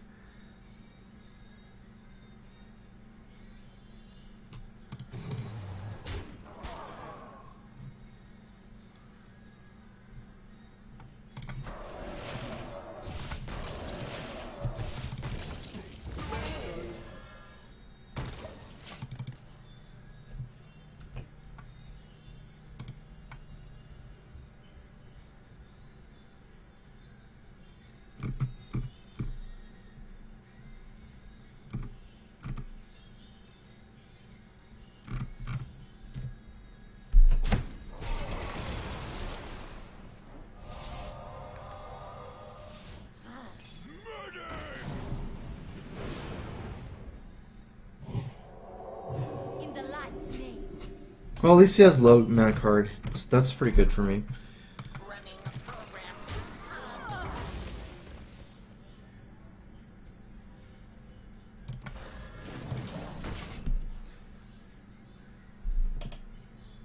This game actually seems winnable.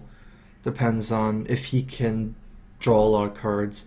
So I guess my most important thing to do is definitely stop Mershire draw if I can.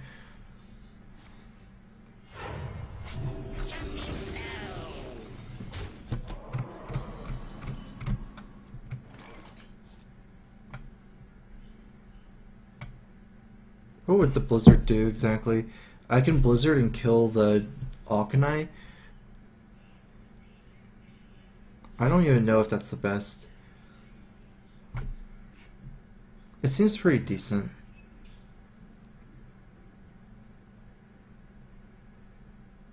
I guess I'm going for it.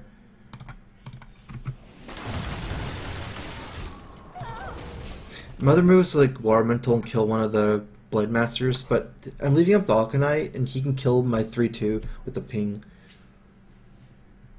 I'm still getting 6 damage from this wizard.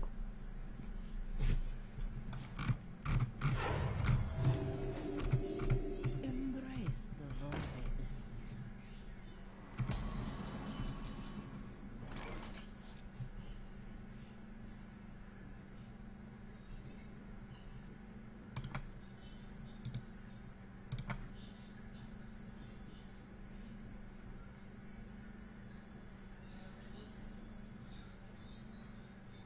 Perhaps.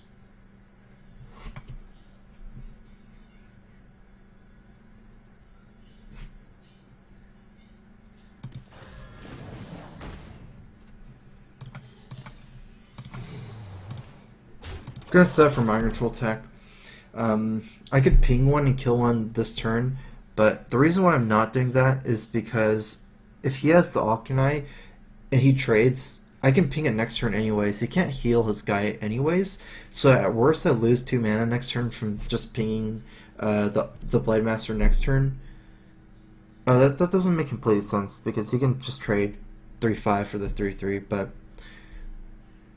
the other way he can't actually play anything. I thought it was Counterspell. I was seeing him playing Counterspell, I decided to play Duplicate instead. Can I help you, sir?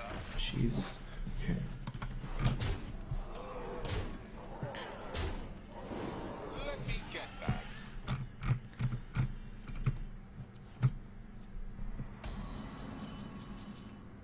I have to kill Jeeves. So let's start by killing Jeeves. I don't want to mind control Jeeves.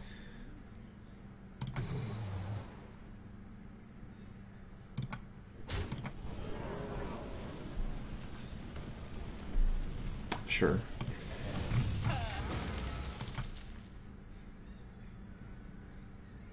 Engaging TC-130 into dislocator.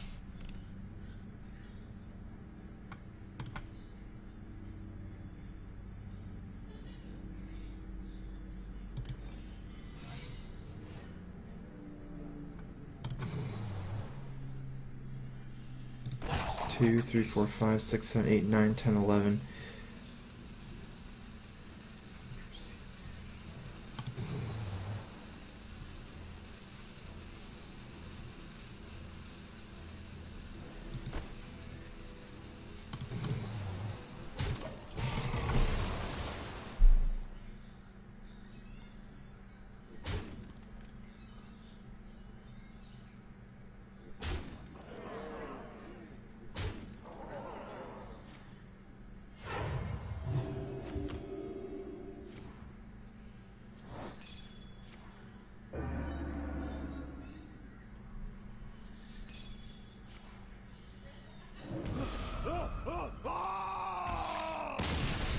Damn.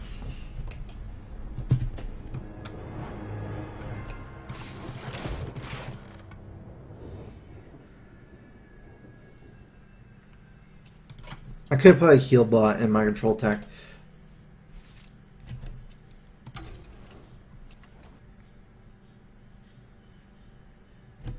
Probably would have been better.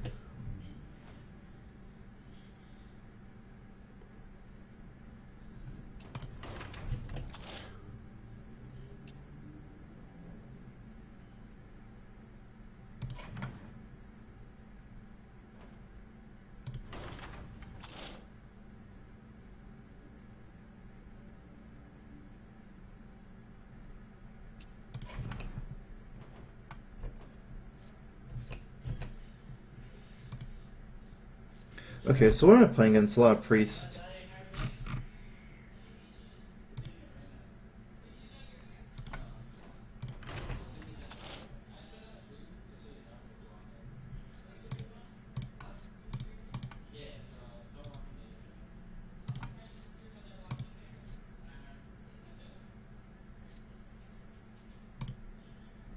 Alright, how is this patron deck looking?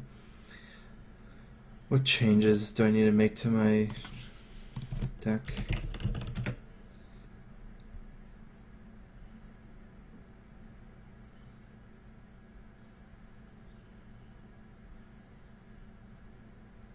Slam. 2x slam. 2x armor smith. Cruel loot, double ghoul. Ghoul. Don't have ghoul here. So I have one more card in the tracker.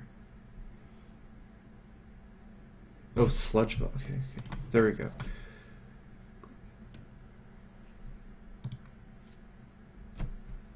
I could see with the decks being around today that the second ghoul isn't too great, but it shouldn't be that bad either against priests. Second Fire Axe would be really good against priests. But I want to play the new Patron Warrior, so...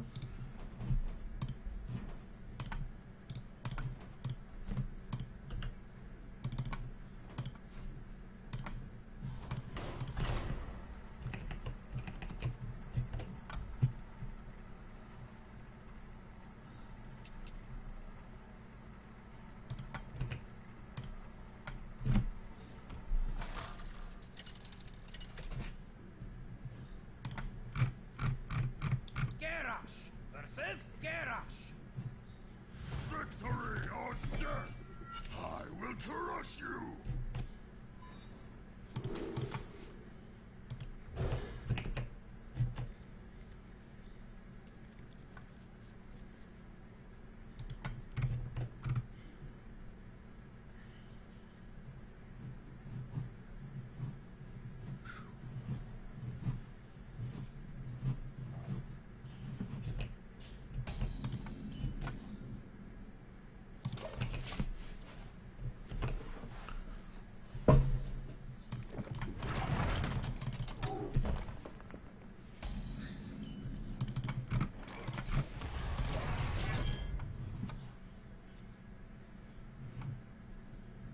Alright, I can if I get Enraged, should be super good.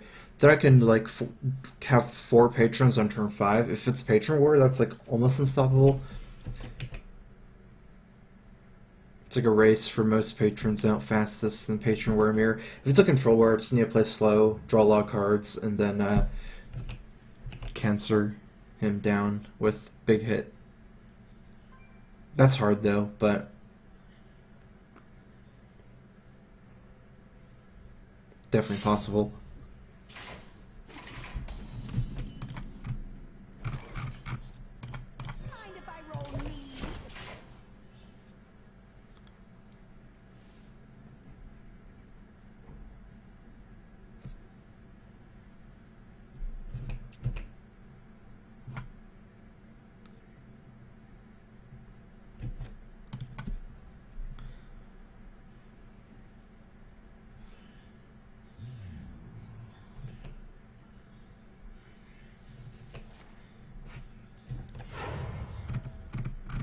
Pass me that Earthlight spear!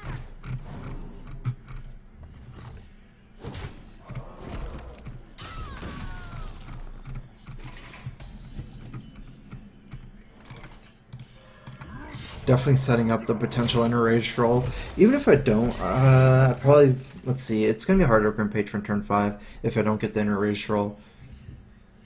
But in case, I have around 9.5% chance.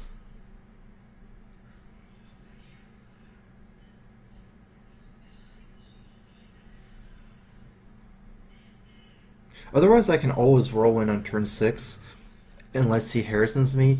The other problem is if he gets patrons out faster than me, like somehow he doesn't have the Deathbite set up for turn 5. If he Harrisons me, it's a huge problem. I wouldn't be surprised if we get Harrison Patron Mirror.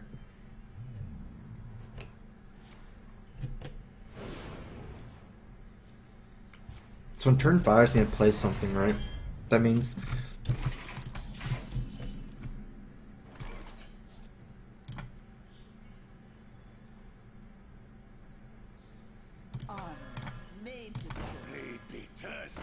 I would definitely say Brawling against Control War, but this matchup, if I mean, he's using Battle Rage Nomad, so it's definitely Patron Warrior. This matchup is super all in. Like the game only lasts like 6 or 7 turns,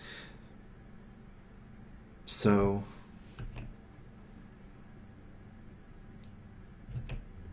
unless it's changed.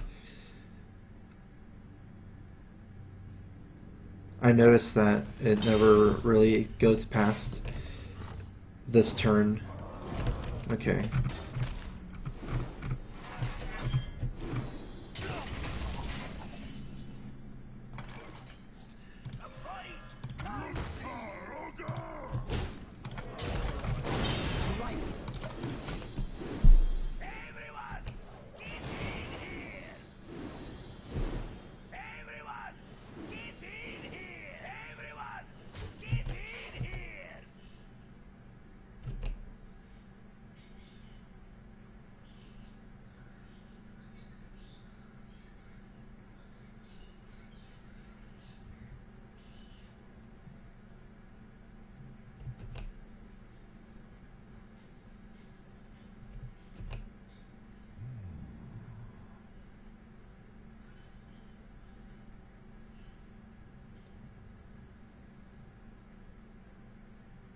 I could still, like, say he plays Emperor, it's not, I guess I just execute it, right? Yeah, that's easy.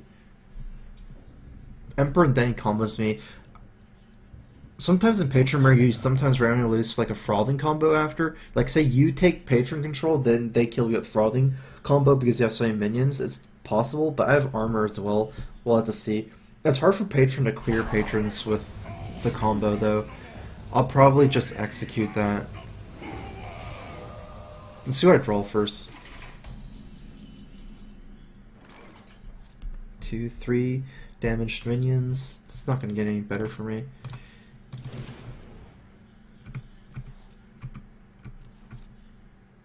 Oh.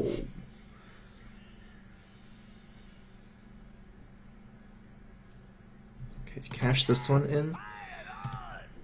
Just so I can stop his combo next turn, and then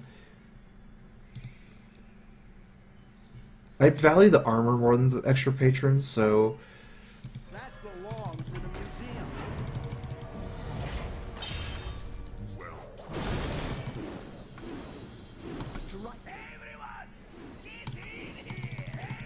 if I'd trade Armorsmith in first, I would have one more patron, but I value the armor more.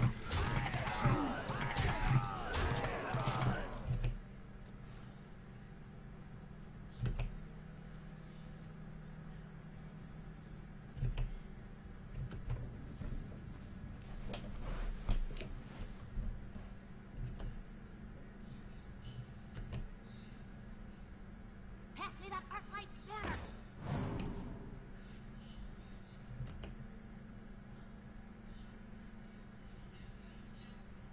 Let the pain speak to me.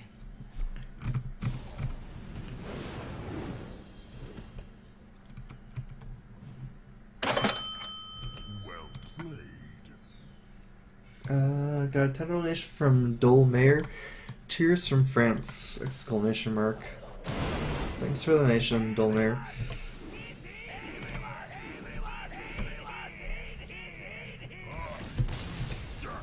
Yeah, so this is like the matchup where from my experience, just first person to get out a lot of Grim Patrons generally will win.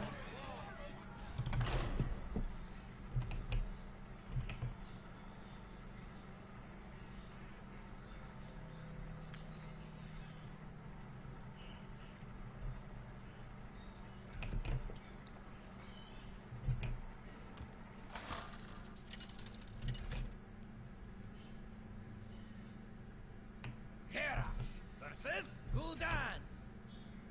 Your soul shall be mine. Victory or death.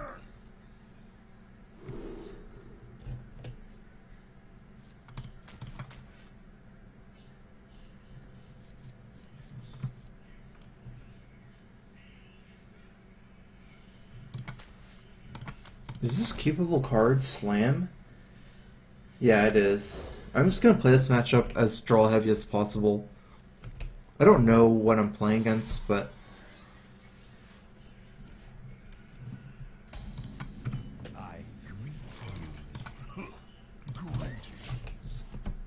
There's like too many Warlock variations now. Like for example, I would keep Execute against Handlock, but not Dragon, and not against Zoo. Mind if I roll me? And only if they're going first, if you have a coin.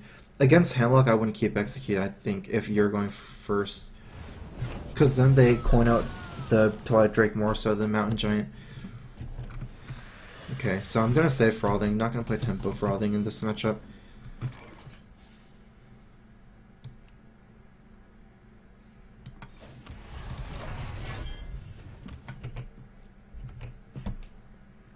I have a really good hand though. Slam Execute, and then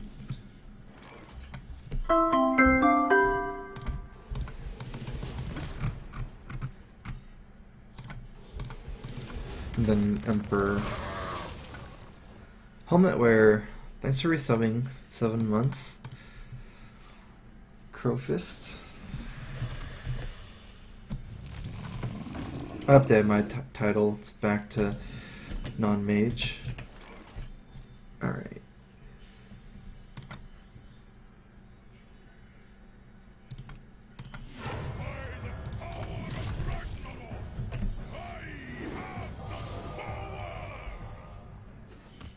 So it is actually Handlock.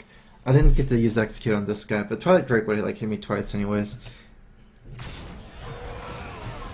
Well, I didn't have even turned to execute this.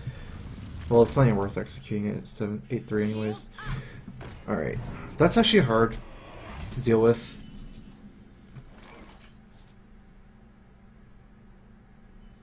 Let me think about this for a little bit, then make a move. I guess that's a high threat. I can slam that and then Acolyte plus Whirlwind. Grim Patron plus Whirlwind. Let me see what I get. Grim Patron, Whirlwind, Battle Rage? No, okay.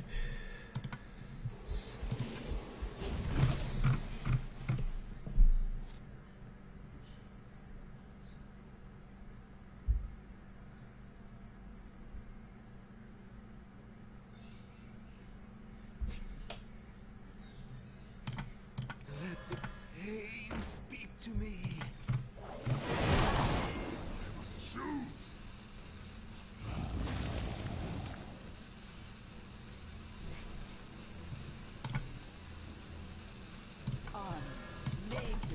It's a little bit awkward for me because the Whirlwind is so good with Battle Rage, but I have 2 Battle Rages, so I don't need to have that many damage minions.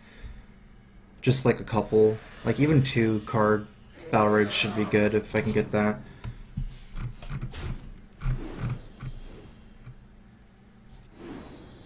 In fact, with 2 Battle Rages, it's like... Okay, so... Attack. Card. Grim Patron, Inner Rage, Battle Rage. Attack, Patron, Inner Rage, Battle Rage. That's 2 cards.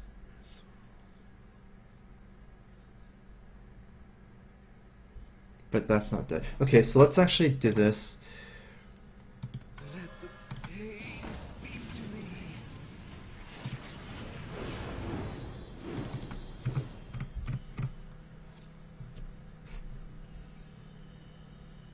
I should have used Axe first. I actually thought about it, and then I messed it up still.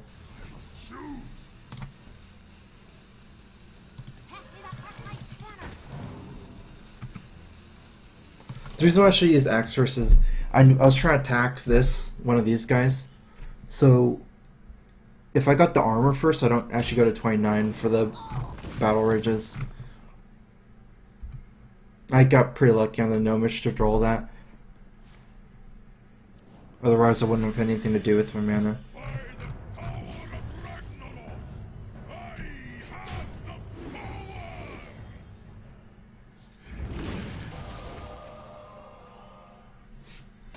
This is a really good draw, though.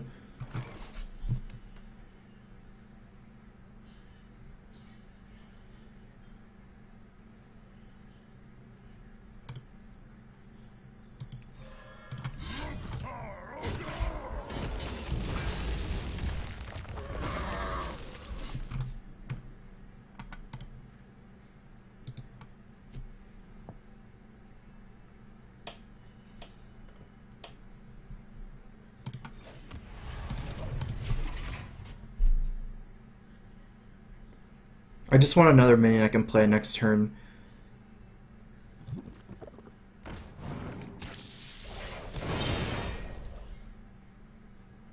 For my battle rages.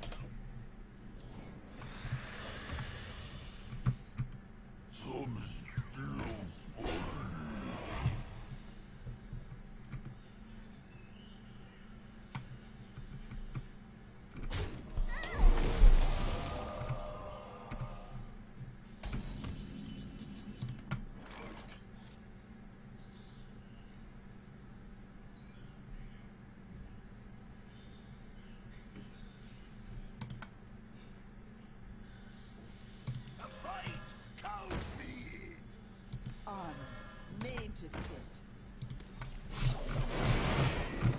Everyone, get in here!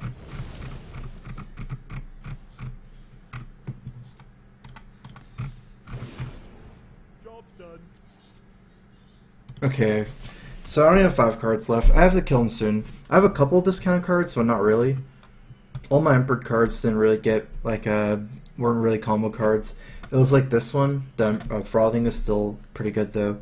I still have Unstable Ghouls, which is good, because I don't have that many whirlwind effects. Sometimes this deck is running, like, both Ooze and Harrison. I guess that'd be unlikely, huh? So, I guess set up Deathbite on turn 10, then turn 11 try to kill him with Frothing, War Song, plus double Frothing, War Song, and Unstable Ghoul. That's my plan for right now.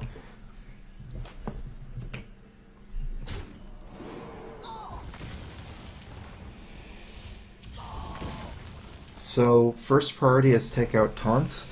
I have 2 roll-in effects to kill Ancient Watcher.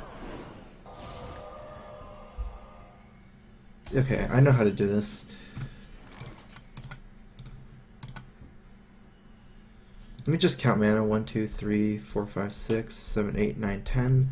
Okay, so I don't have any mana to do anything. I guess what that means is I could play Harrison if I want.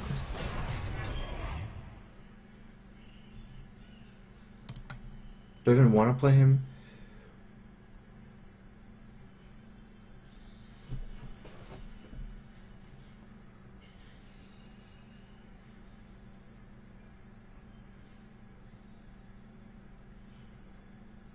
Sure. That belongs in a museum. It's still going to be hard for me to get through because the Sludge Belcher is so annoying. I don't have a way to deal with the second slime.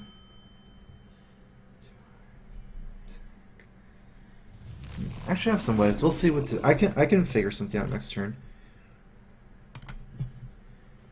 Got Fire Rush from Dolmare. Hey, I hate being French. Aww.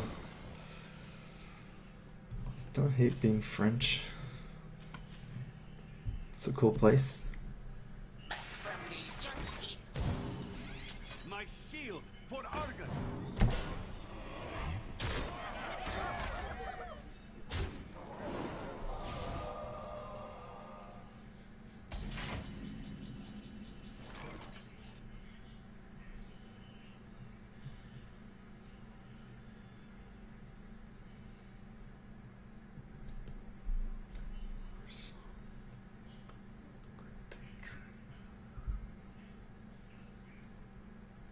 The 9/9 is really annoying.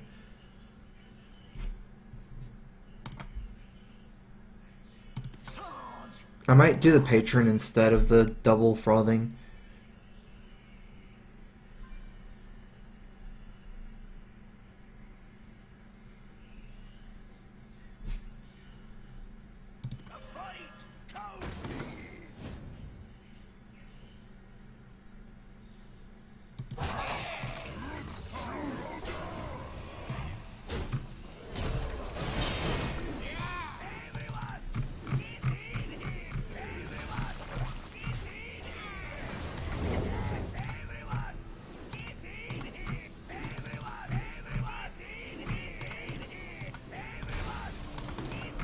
Oh wow, that's the thing, huh?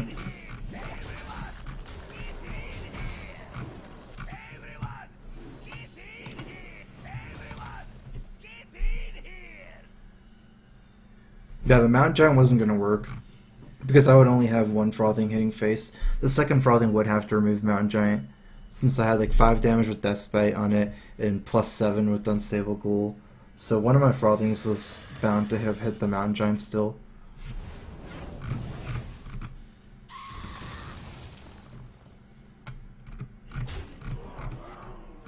We're gonna have to use this combo. 1, 2, 3, 4, 1, 2, 3, 4, 5, 6, 7, 8. Okay, so I still have a chance of winning this game.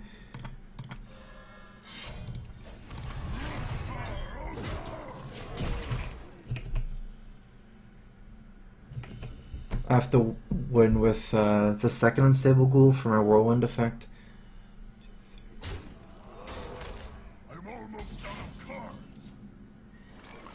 It would probably have to be this turn. Like, waiting isn't going to do anything for me.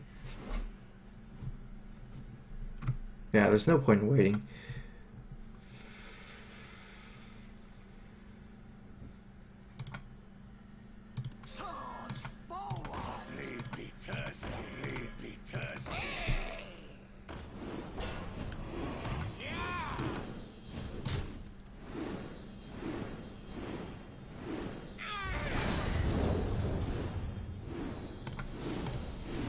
Whatever it is, it's just, I have to just check.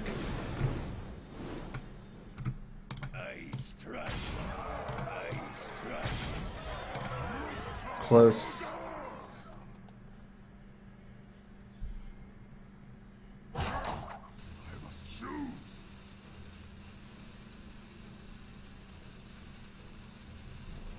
Two and 5 is the same thing, huh? Could have gotten a 3.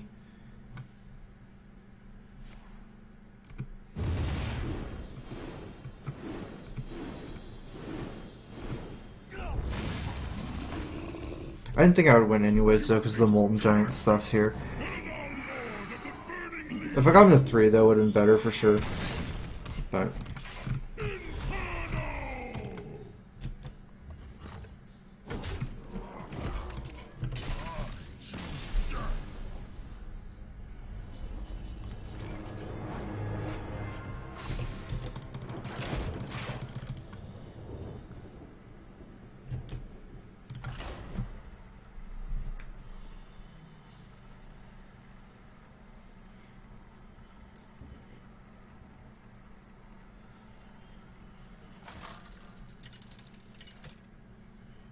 I definitely kind of won that. Even the turn where I missed the attack on the Sledge Vulture would have helped change it a lot.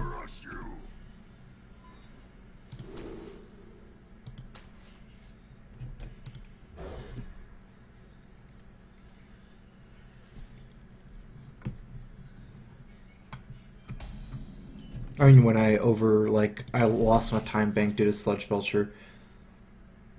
Or not due to Sledge, it wasn't really due to Sledge Vulture, it was just a lot of stuff.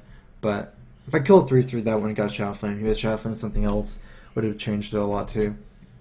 Some early mistakes, and the last turn I would have lost anyway, so. Because he had Draxus and Molten Giant and Hellfire. So he could just Draxus first, then Hellfire, he'd been at 12 instead of 15.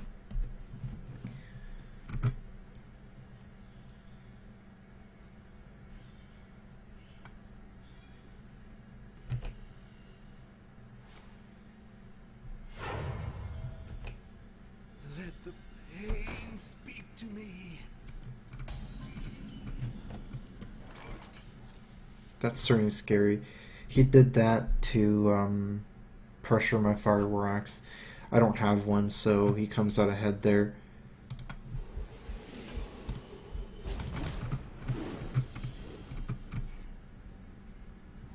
Hey, give me that!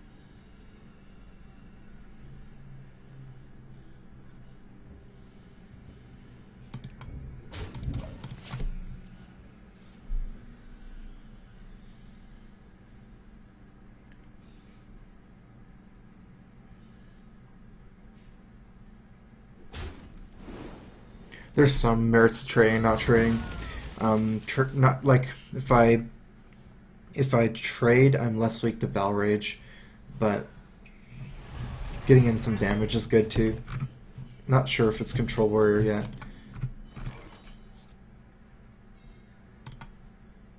Armor made to fit. Made to fit.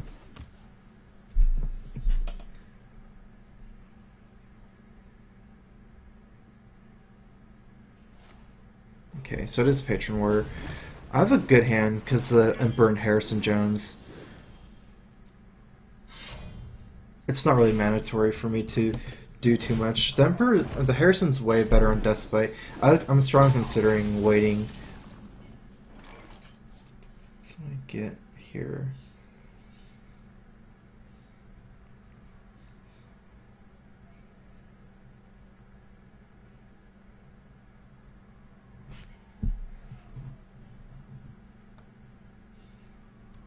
Strike. Yeah, I'm gonna wait.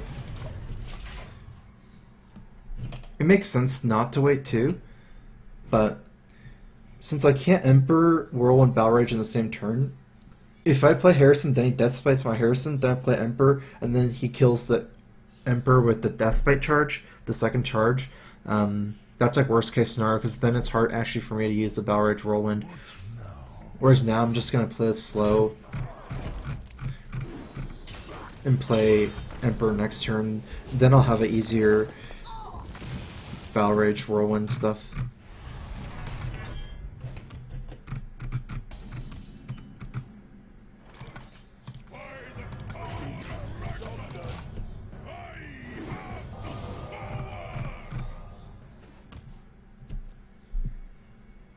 Yeah, it's getting easier and easier to Battle Rage because of the Emperor. 2, 3. Harrison, Frothing. No, each Battle Rage costs 1. So I could Unstable Ghoul, Frothing, Whirlwind, Battle Rage, Battle Rage. That seems weird. We'll see what happens. I'll have a top deck as well.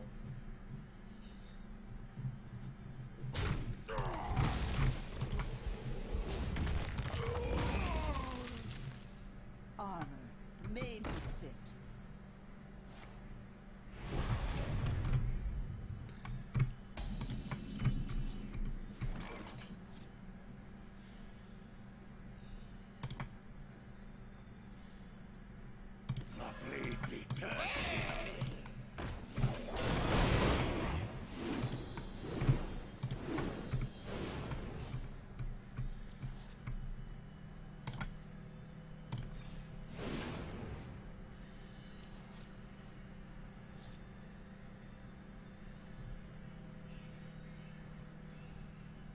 Do I want to execute that? I don't think it's that relevant.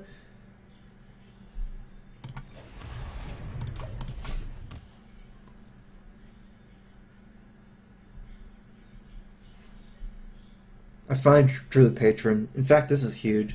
Next turn I can Grim Patron, Cruel Taskmaster, Whirlwind, and that's like the first Patron out. Normally you want to do like first, in this matchup, first person to get a lot of patrons, that should win. He doesn't have Death Spites developed either. It's not impossible for him to do a similar move to mine though, but he hasn't done it last turn, so.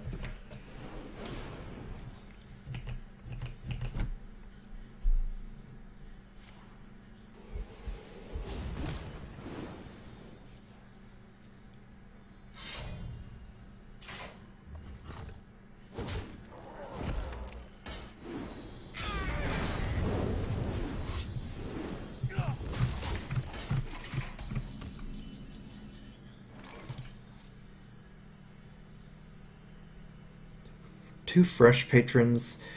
Okay, that's way more than enough to be worth it. Two fresh patrons, a 3-1 and a 3-2. Or I guess a 5-1 and a 3-2.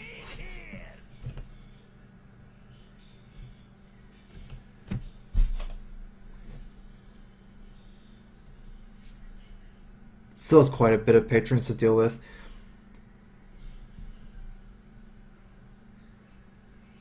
Definitely not easy, actually.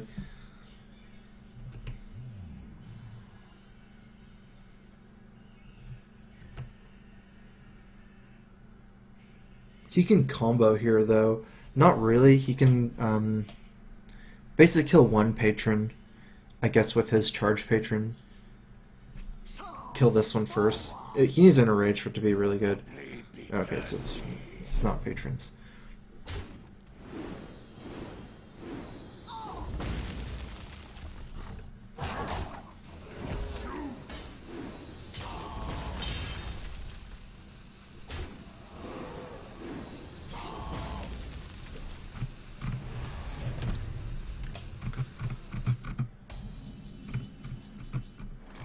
Oh, so good.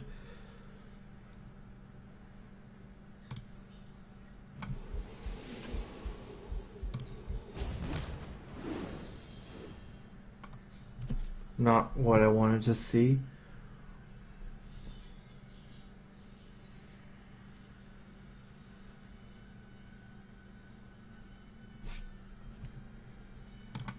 The blade be thirsty.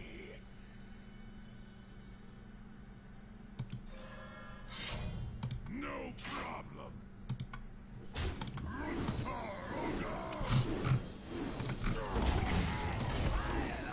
I could have got one more bigger frothing, but I needed to see my draw first. Like there's so many things that could be different. I'm not gonna worry about that so much.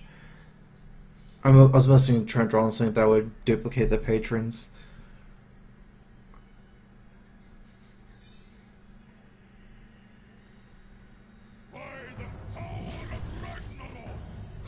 Alright, still have another draw. And I can stop his Death Spite, so eventually he's gonna have the Death Spite. He's used both axes but no Death Spite. I get that draw as well.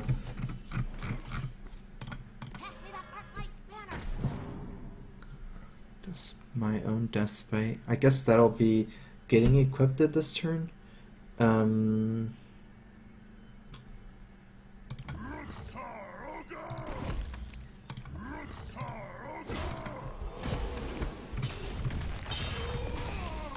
Actually, there's no point in equipping this turn, huh? I already attacked. It's not like I can use a charge to get closer to the second charge of Death Spite, so...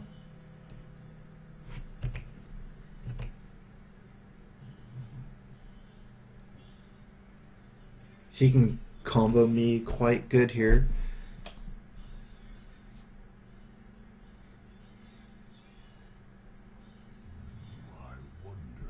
Depends, but definitely possible. Nice. No Grim Patrons this turn, or no War Song.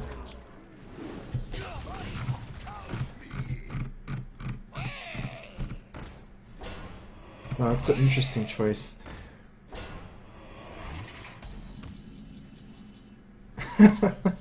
That is an interesting choice. Harrison Jones.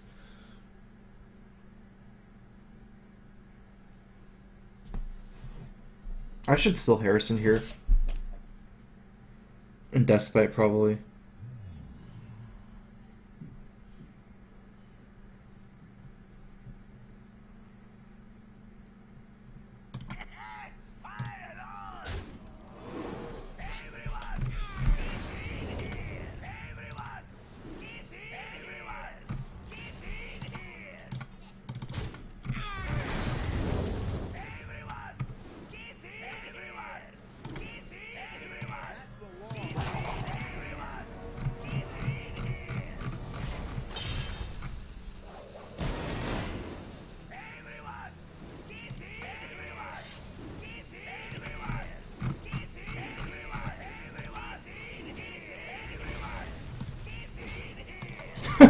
I don't know.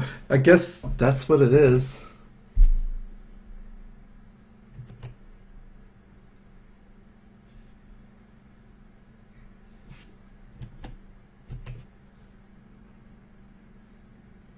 If only I could kill his patron before, but I couldn't. And no matter what, he would be able to cash in on the unstable goals next turn. I mean, I got a lot of patrons too, so he got more than me somehow. Wonder how that worked out. I guess it worked out because my patron, the initial one, was low. It was a 3-2. Or maybe I like ran out of room or something. So many whirlwinds. There was like 3 whirlwinds that turn. 1 from Deathbite and 2 from the Unstable Ghouls. I haven't drawn any war songs yet. War songs should be threatening kills for me now when I draw war song.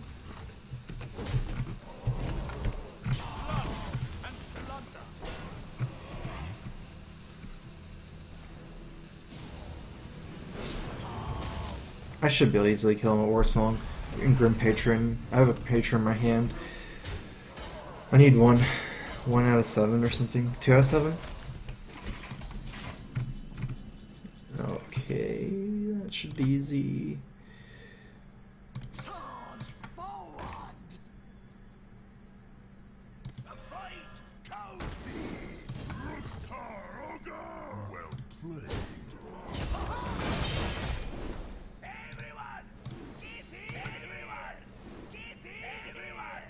Get in! Everyone! Is that lethal? Get in here! Everyone! I can get 12. 1, 2, 3, 4, 5, 6, 12. Oh yeah, that is lethal.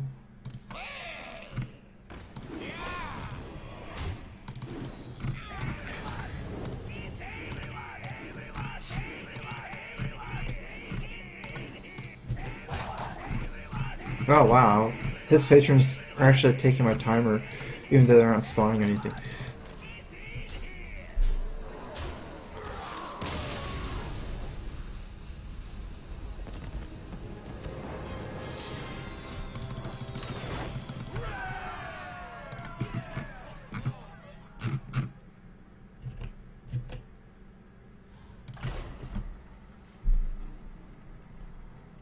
I wonder if there's any way where I could have done like more than 12, like 13. Deathbite went into that, but I don't think so. There's no way to do more. Deathbite had to go into there because Unstable Ghoul doesn't kill the 3/3 taunt, and I can't use a patron to kill it. I'll have way less in the long run. So there's no way for me to Deathbite face to do 13 damage.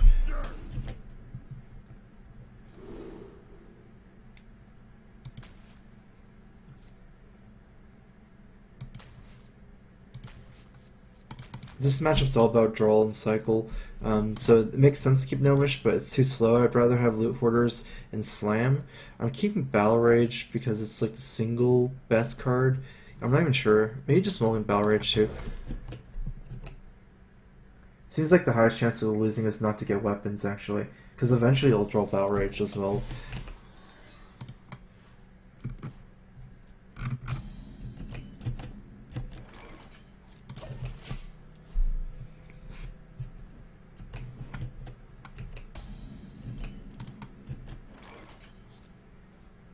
The Tempo Mage deck from yesterday, I don't think it's on YouTube yet.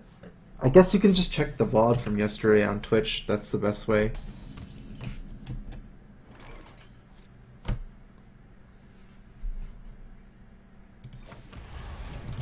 Against Priest, especially slow Priests, since you can't win with Grim Patron due to like Ocnai Circle or Light Bomb, your best way to win is through Frothing, so you definitely don't want to play Frothing on empty board. I have 9 cards. I can just armor up one more turn.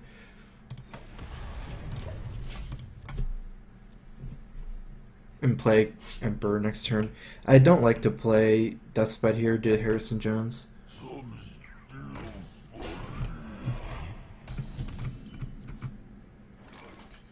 I have quite a bit of combo cards. I don't feel bad about this Emperor at all.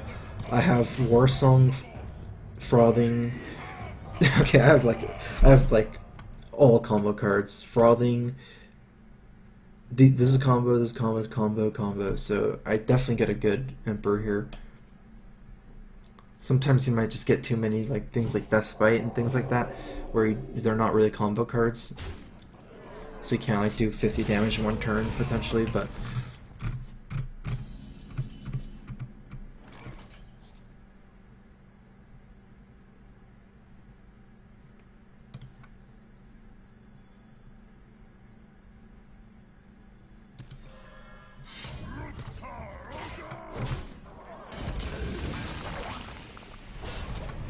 So my first goal is to set up Battle Rage.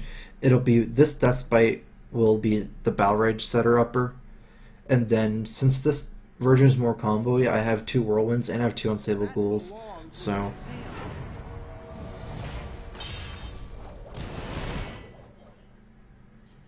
I can use the other Whirlwinds to one-shot him still.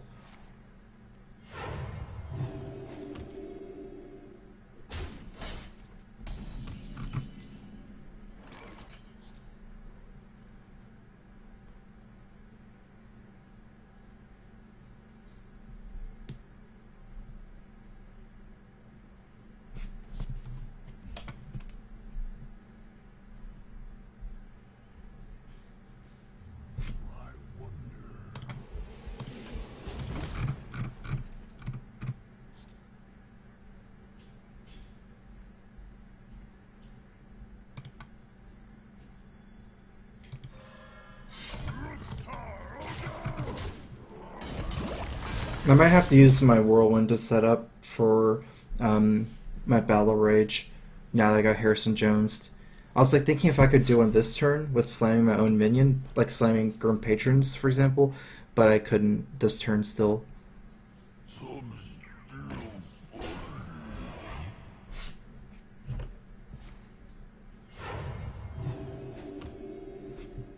Okay, so let's try to set up Battle Rage this turn.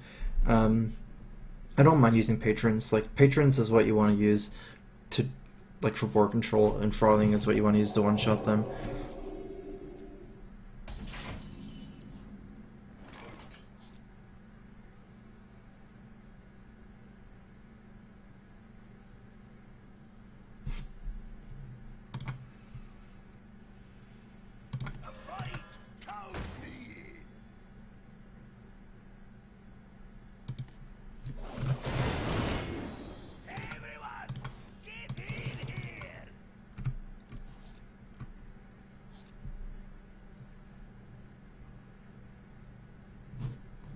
Digging for execute.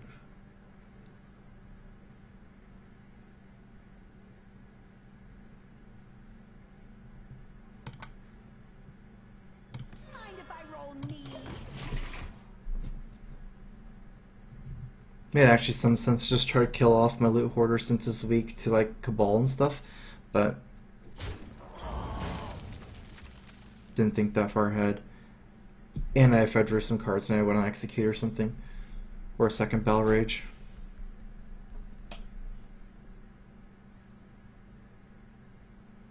I've already drawn both War Songs. I'll probably use one and one Patron to clear the board if I can do that. Let me change your mind. Is someone injured? Okay, so this should be my combo turn. In fact, I might even have lethal. No, I don't have lethal. That's ridiculous.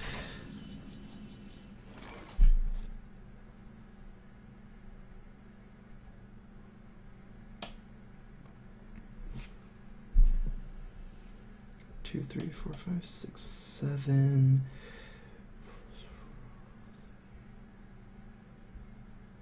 What now?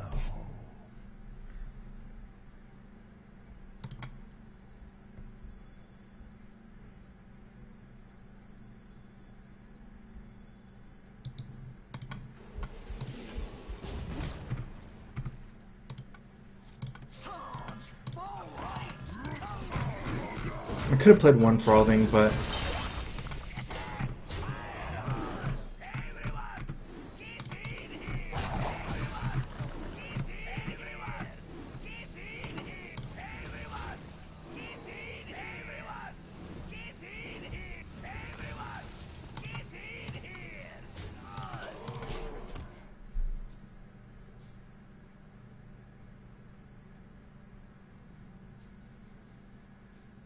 oh no, I needed a slam hunt to kill a 3/5.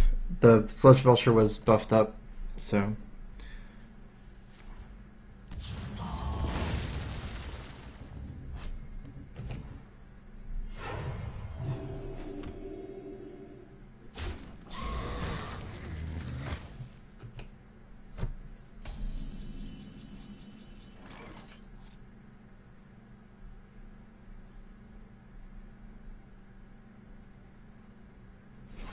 Let me count.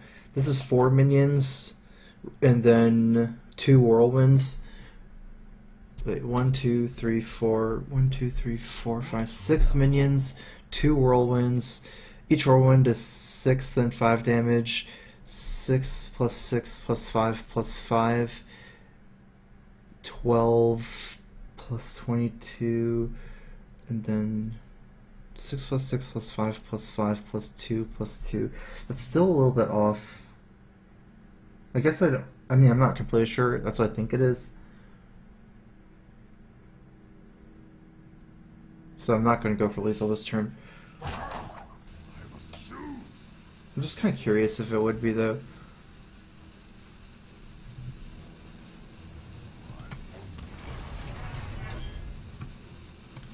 Just throw this at him. 12 plus 12 plus 10 plus 4, 20. 12 plus. Wow, is that 26? 27. It's like off by 1. If that's true, I don't know.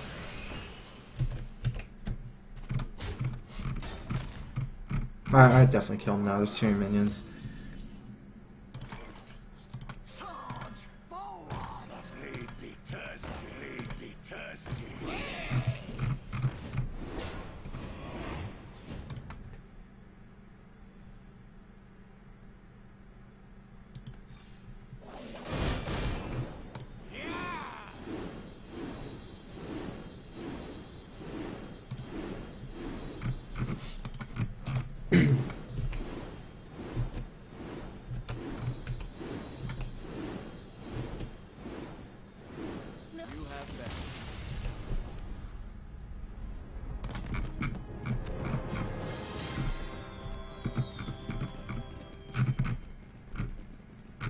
I wonder if the math is right, because the first whirlwind, I believe, I think I miscounted 2 damage, but I might have overcounted some damage before 2. Because the Acolyte, when it trades in, it's more than the whirlwind, since Acolyte trading in is plus 2 on each frothing as well. So it'd be 6 plus 6 plus 5 plus 5 plus 2 plus 2 plus 2 plus 2, which would be 30 instead of 26. But I might have overcounted one of the whirlwinds. Even if I overcounted them, it would be 28, I think.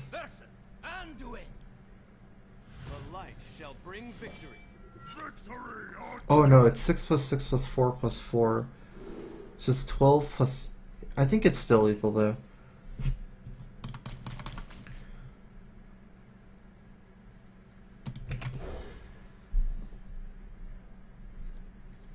Math is pretty hard, yeah.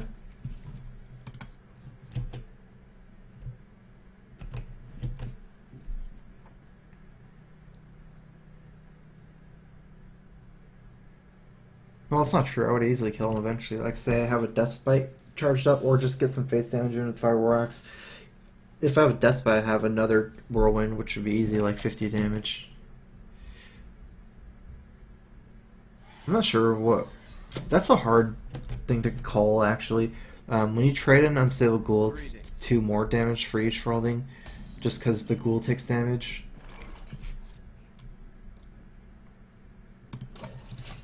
Oh, but then the Ghoul's dead, so you want to Whirlwind first.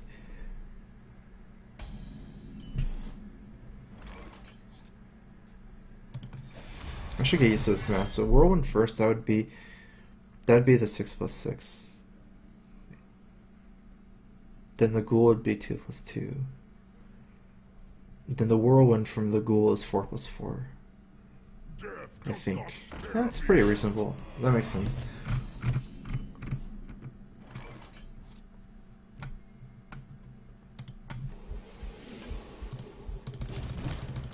Could use an execute.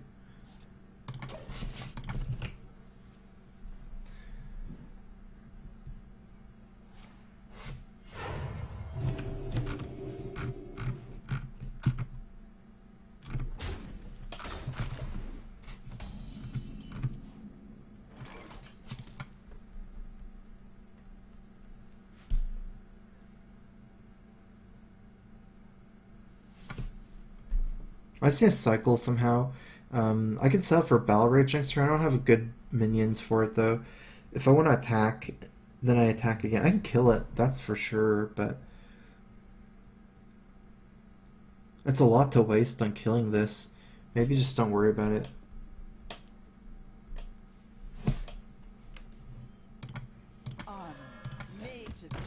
I like playing this. It doesn't die just before turn 6, and I can get it damaged for Battle Rage.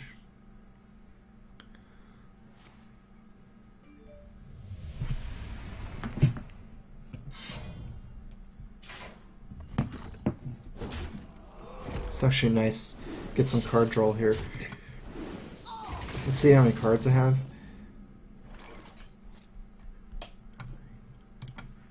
That belongs in a museum.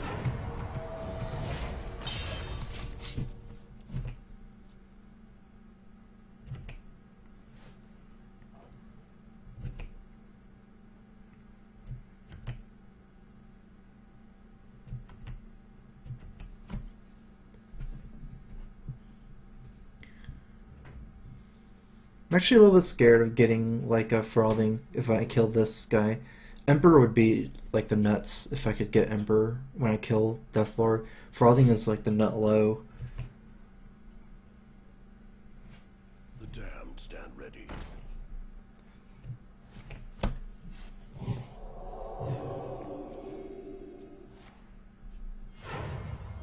Okay, so he's not deathing yet. I definitely kill the Deathlord this turn. He's playing around Battle Rage.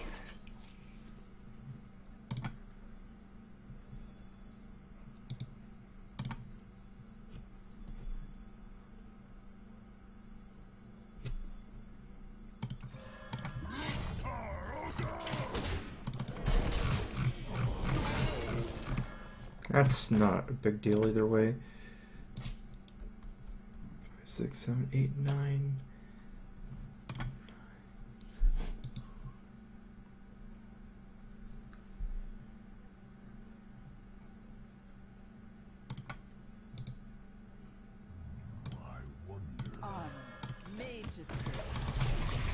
If I play Gnomish, I actually mill a card. Unless I use a coin or something. If he kills the Loot Hoarder.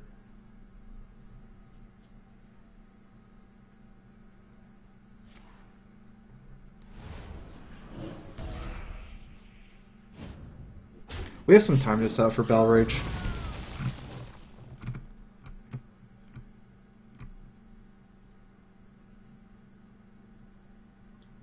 I don't even have to use the Death Spites to set up Battle Rage. I have 2 Whirlwinds anyways. Is someone injured?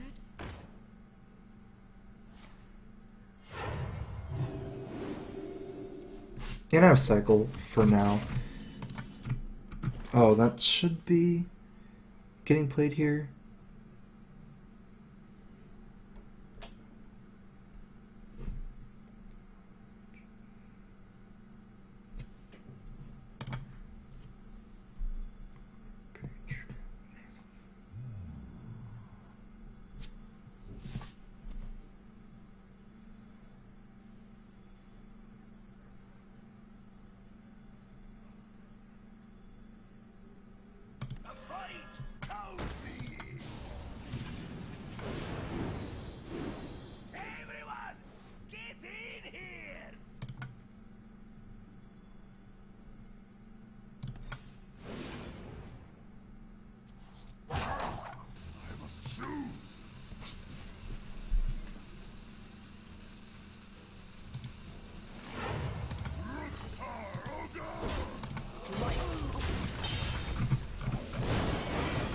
It's the same amount of cards to Whirlwind first and Battle Rage first. Just want to see what I draw first.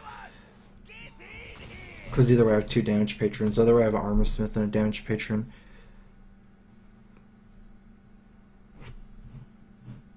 Get some board control with these patrons.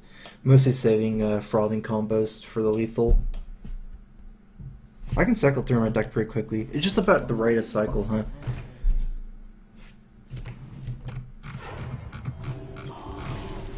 Try to cycle through this fast. In the light's name.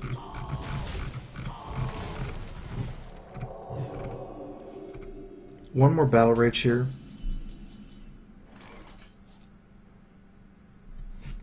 start the slam.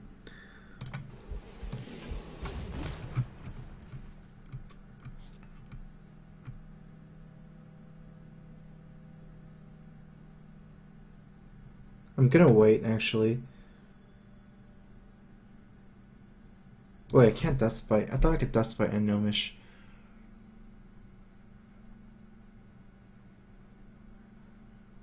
What now? Actually, it doesn't even matter, I just realized. Let's just play this, not play Emperor. I need to get Frothings and War Songs.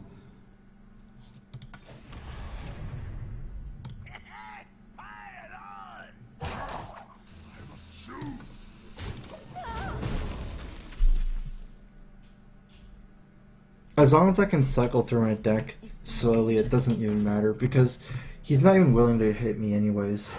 I don't have to worry about taking damage. He doesn't even want to proc my Battle Rage armor, so I'm just going to like pass that armor and pass every turn. Or if I can like cycle other minions, I'll do that, like slams and gnomishes, and then just wait until I get what I want. Because it's not like he's progressing his board at all anyways. He doesn't even want to hit me. Death does not scare me.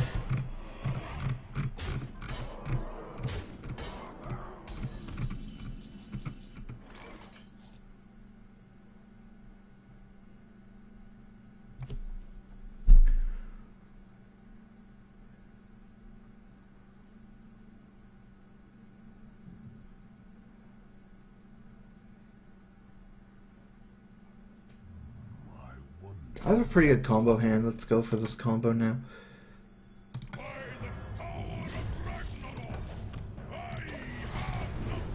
I don't have any Frothings, but I have double Unstable Ghoul. So I have like 3 Whirlwinds for 2 mana.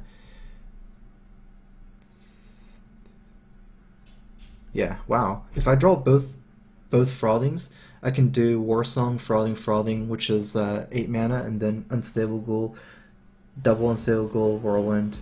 So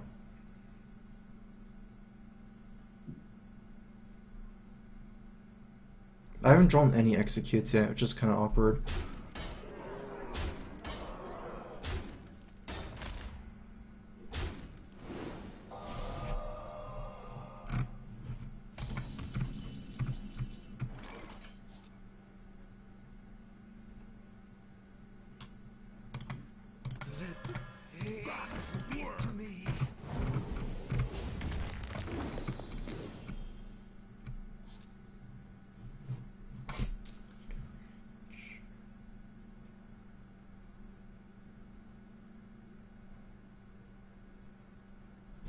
It's in a rage to cycle for another card.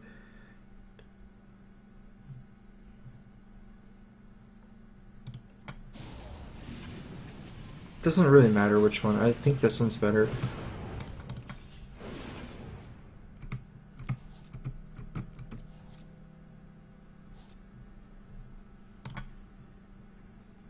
What a play. I must choose.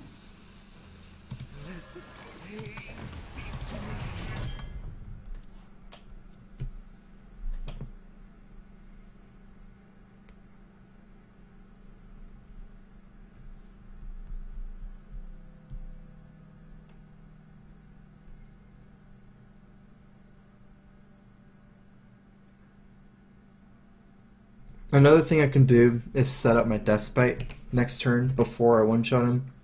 That's 1 more Whirlwind and like 4 more damage. I'll try to do that. I can test for Harrison if he does it. We'll see what happens, because I actually don't have Execute, and there's some taunt right now, so I can't exactly hit 1 Frothing into the Death Lord.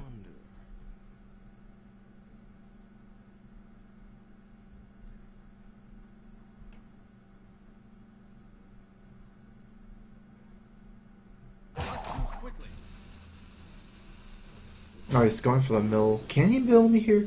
I guess he could mill me some amount of cards. I don't think it's hard. I have a lot of slots in my hand left still. That's only 1 mill.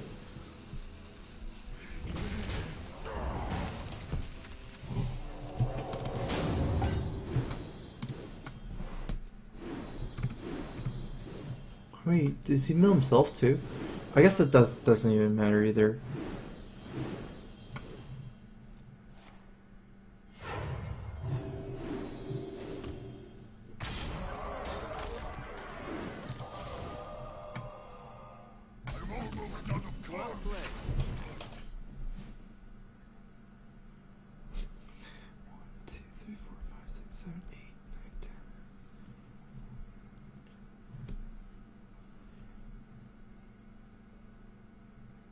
One, two, three, four, five. Wow, I can't do it. Alright, I have to play defensive this one turn, so I have to use Whirlwind Execute here.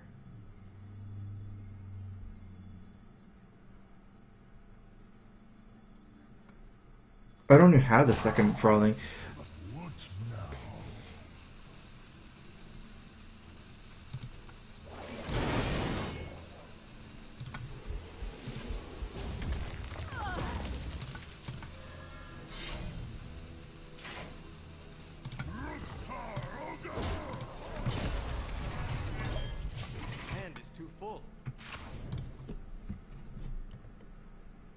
I should have executed the Emperor as well. I can't kill the Death Lord, I think.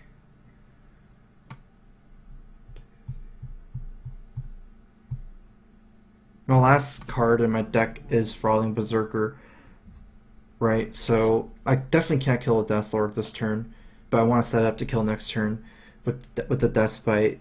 I should have executed this, though I don't have mana anyways. Double Ghoul, 3 Whirlwinds. If he has Harrison, it's going to be hard. And if he kills me. So it still doesn't make sense not to execute it. I guess it makes sense not to execute because it's another Whirlwind target, the Emperor. But that's really risky.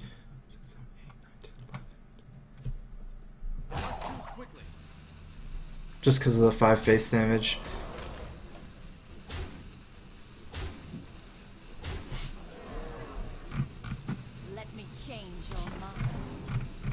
Playing more minions is definitely not good for him. That's for sure. Alright, he should be dead here.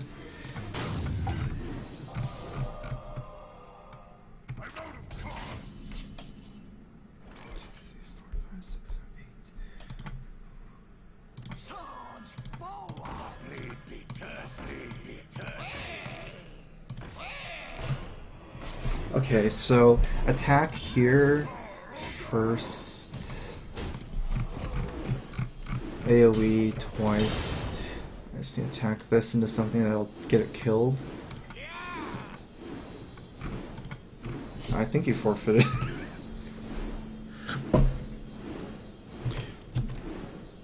Because it's not letting me make any more moves.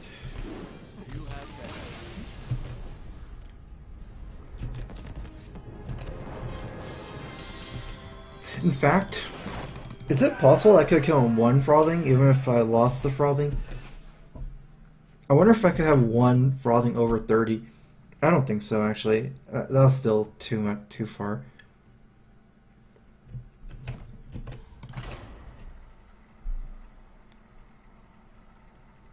Oh, I never thought of that. Someone said that in chat. I never thought of something like that. Does that work? Say you kill his Death Lord with Execute, so you play Warsong first, and then you kill his Death Lord with Execute, and then you get Frothing from your deck. Does that actually work? If that works, then that would have been amazing, because I could easily kill him last turn. In fact, it's probably even more damage since I had more mana. Execute's only 1 mana, playing Frothing from my hand is 3 mana.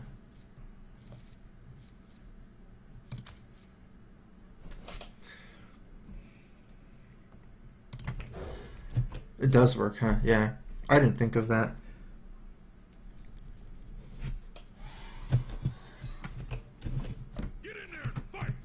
That's a hard thing to think of. You have to know what your last card in your deck is, too, for that.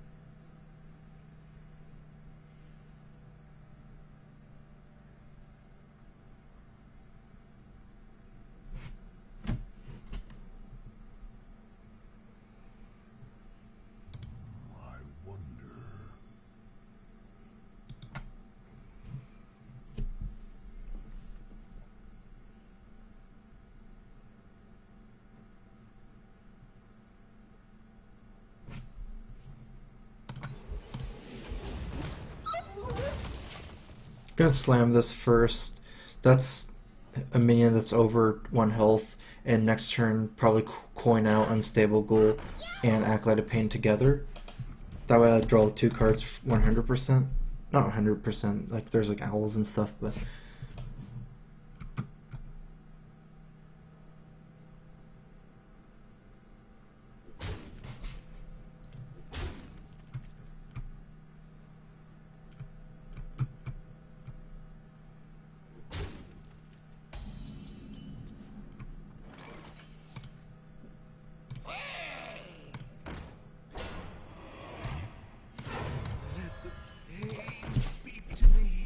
It also makes sense to play Frothing there. Would be a kind of a big minion as well. Especially against Zoo, it makes sense. It's more of a board control move. This is more of a greedy move. Not sure what's right, but I am trying to get pretty specific cards still. The Grim Patron before turn 8. Emperor as soon as possible.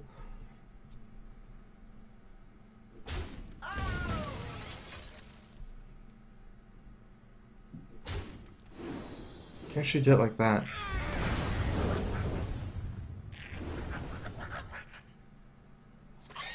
That was a mistake.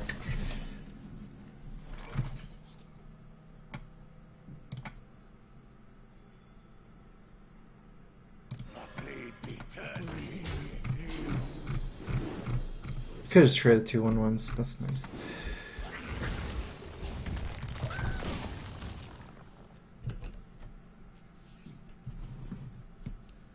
I get 3-card Acolyte here too. Double Warsong is not helpful. I guess what it means is I can Warsong next turn. If I want to Warsong Acolyte of Pain, it's something I can definitely consider doing. I only need 1 Warsong to win the game with Grim Patron against Zoo.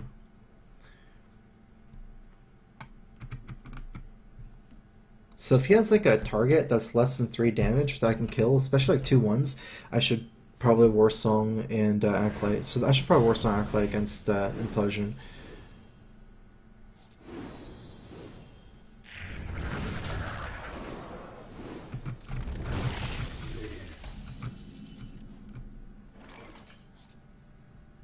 I don't have Whirlwind. I need Whirlwind.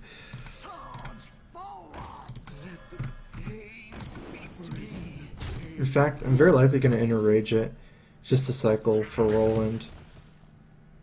It's like a negative Inner Rage in a way, though. Because I'd rather have a 1/2 than a 3/1. Actually, I'm not going to do it.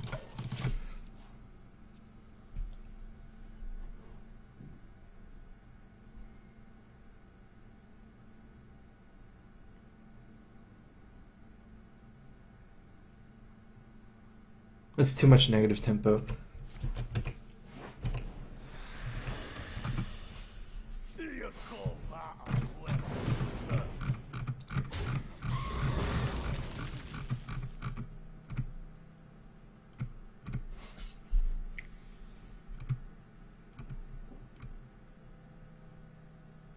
Get in there and fight, maggot!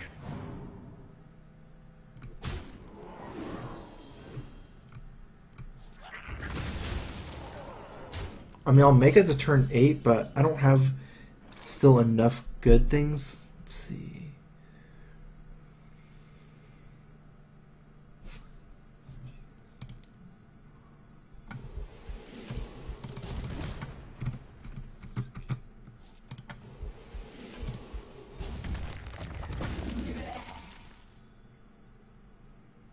Armor made to fit.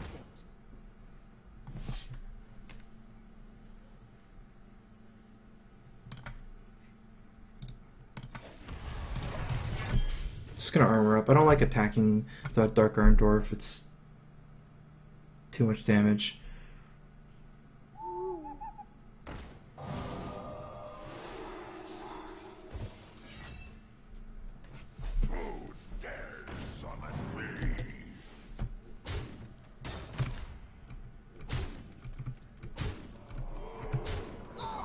Okay, so this is my turn. I can't wait, that's for sure.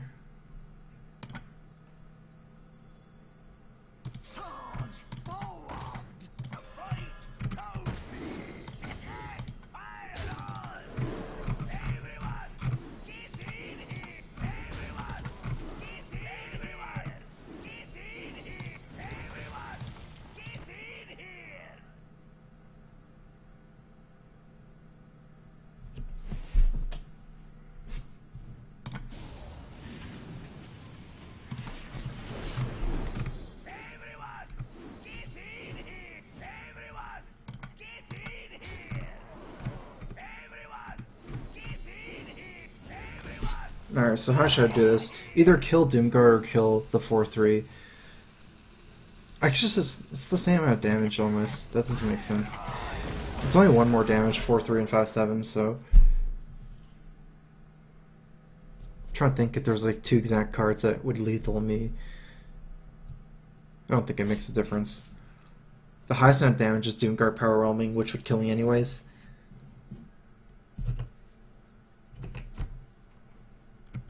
So many possibilities.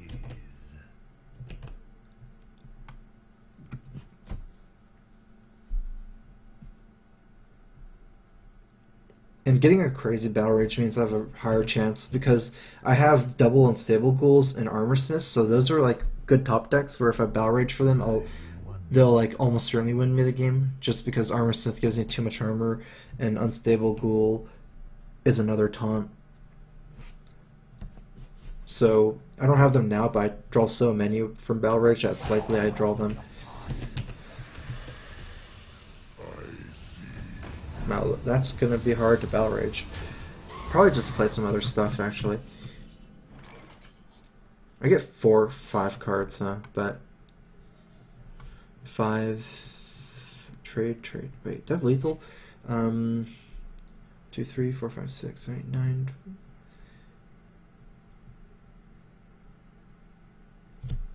I'm 1 off with Deathbite.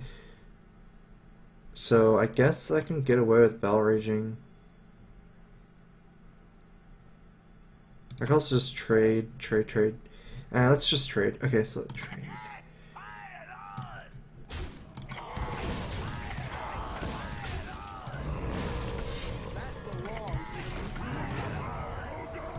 I get to set up the Whirlwind from Deathbite. That makes more sense than 7 mana Battle Rage, especially since I have 2nd Grim Patron already.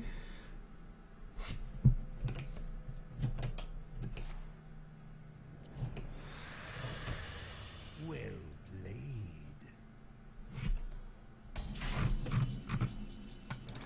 Well played. I could have punched and swapped weapons. How many of them were low, I guess? 151. That would have been 3 extra patrons. Probably would have been better. Since I could do Deathbite and Fire War Axe together. So that would be Deathbite, Fire War Axe, Armor Up, Deathbite Face, then break out with Fire War Axe, then Armor Up, trade in like the 5-1 first or something.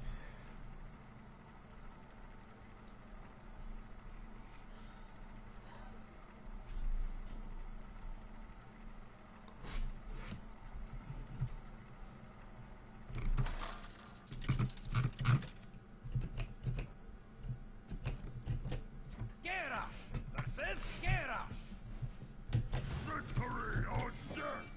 I will crush you!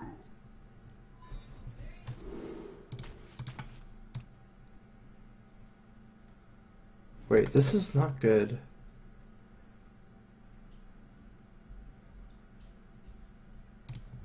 Especially since I have Loot Hoarders in my deck. Makes more sense as a controller to keep Armor Smith and Warrior Mirror. Against Patron, or as a Patron Warrior, makes much less sense. You need the card draw and cycle.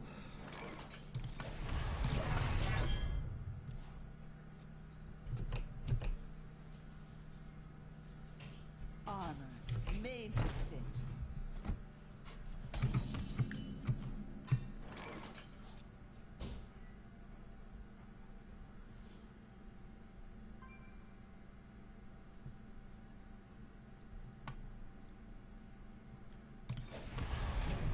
I have to weigh the chances of everything. I think, looking at it, the best chance... It depends if like I get a Grim Patron. Wait, it depends what the matchup is, actually. If it's versus Control Warrior, too. But, the way the chance he has a weapon, for example... Okay, so it's really good to do this against Control Warrior, the way I'm playing. Against Patron Warrior, it makes sense to play faster with Acolyte sometimes.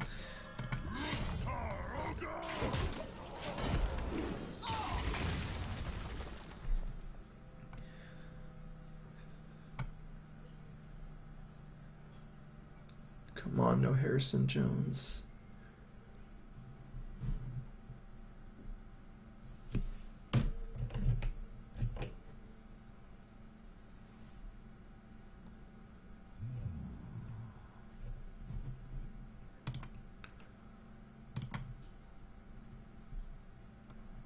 I wonder if it should save double acolyte together, so just like armor up next turn. Speak to me. It looks like he's forcing the attack though. It's too much pressure, maybe.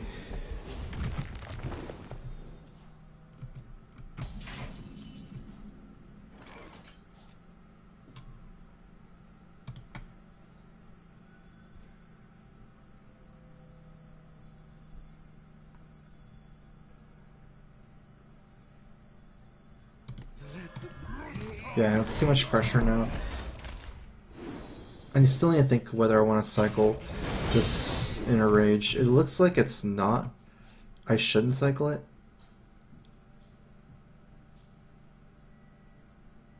There's some chance I do want to cycle it though.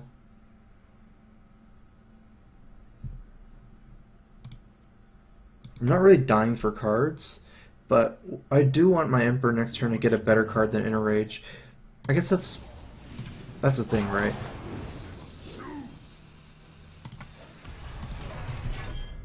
Because I'm gonna play Emperor next turn almost certainly, and Inner Rage is already 0 mana. It doesn't make sense to keep a 0 mana card for the Emperor.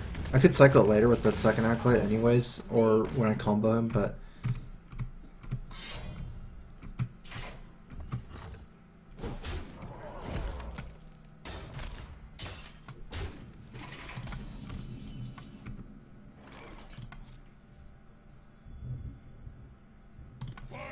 I have a good combo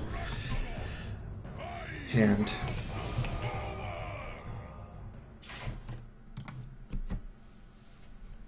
I'm not worried about getting the Harrison here, not against Fire War Axe. So it's not a priority for me to play Harrison Jones here. He's not gonna attack him. Oh, he suicides this guy because it was that was a negative thing for Grim Patron. It makes sense.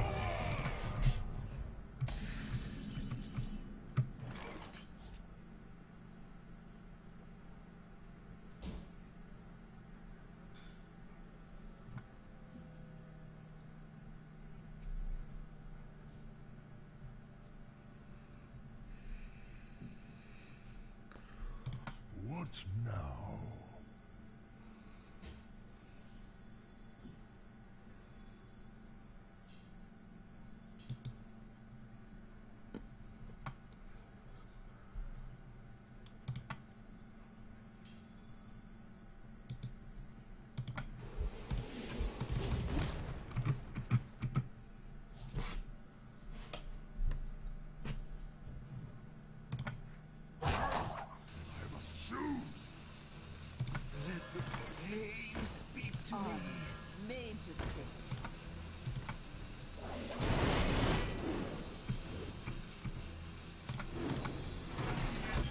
I was thinking whether to cycle the Slam or not. This would, if I knew that I would draw the Battle Rage, I would have saved the Slam.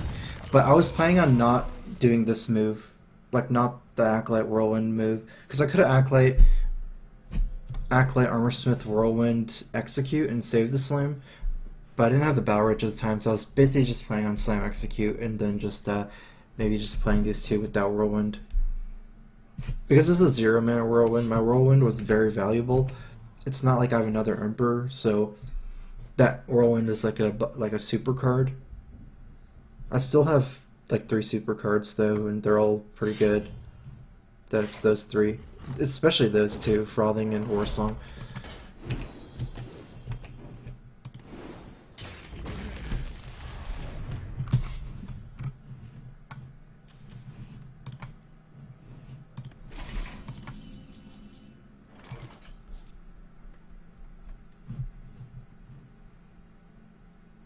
If only I had 1 more mana for Grim Patron to play Patron before this play.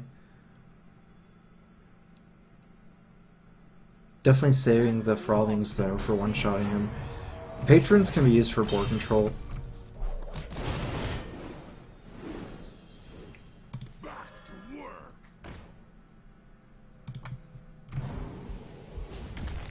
Strike.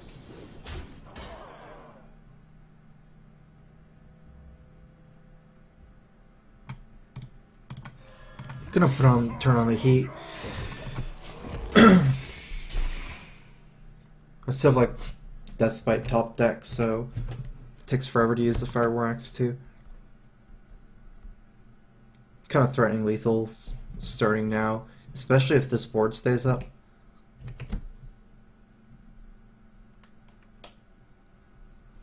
One, two, three, four, five, six, seven, eight. Interesting. That's a lot of damage because I have double unstable ghoul and these two cards. So that's two whirlwinds with one frothing and a lot of minions. So we'll see what happens if he plays a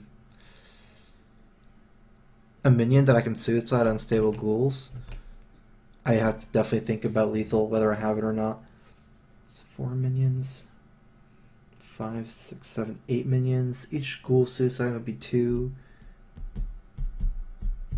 Whirlwind with like. I can take the hit. Let me just get a rough estimate of the damage I have.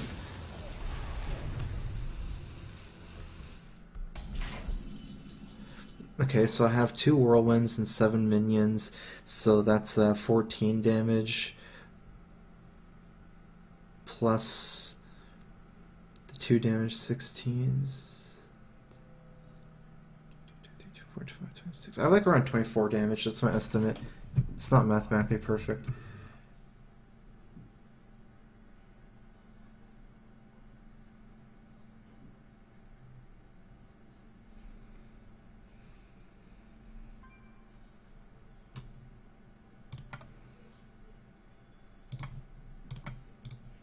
What now?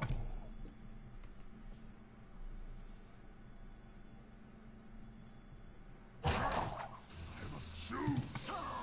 Forward. Fight. County. Strike.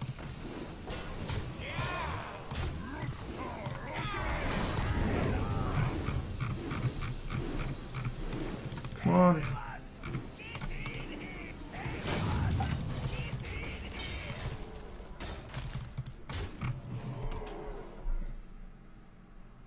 I have 2 war songs. I feel pretty good about using one in Grim Patron. I guess it feels weird to use the Unstable Ghoul though, but I kind of needed it to proc the Grim Patron and to kill his guy. Maybe it made more sense. I don't know. I wanted to keep the pressure going. 2, 3, 4.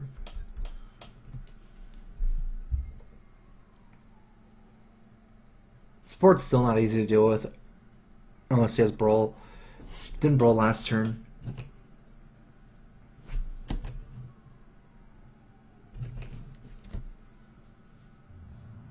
wonder. My next goal is to develop Deathspite and get the Whirlwind going there. And then I have still have these 3 card combo.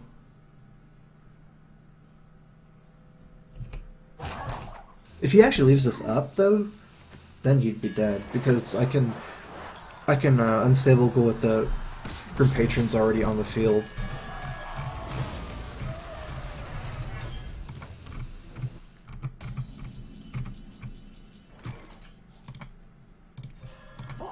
I can't play any of these minions here.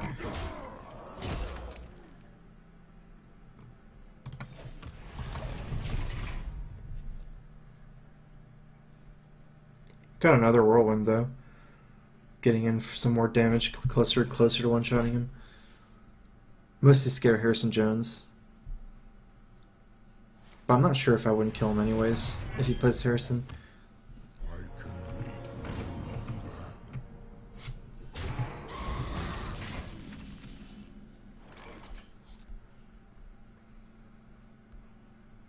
Okay, I can do everything. 2 Whirlwinds. 1, 2, 3, 4, 5 minions.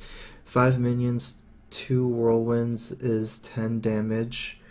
11, 12, 13, 14, 15, 16, 17, 18, 19 damage. 19 damage, is that right?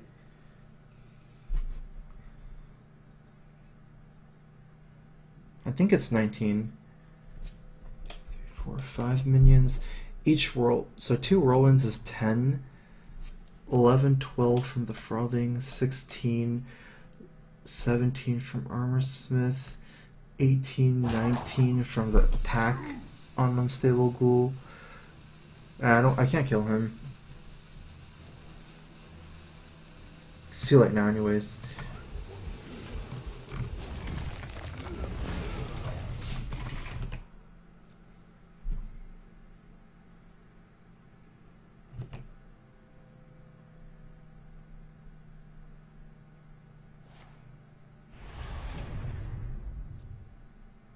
I want to set up more combo, like double frothing. If I to get him to 1, Alexstrasza is going to ruin me. Oh no, it doesn't make sense not to combo there. I just realized. Oh well.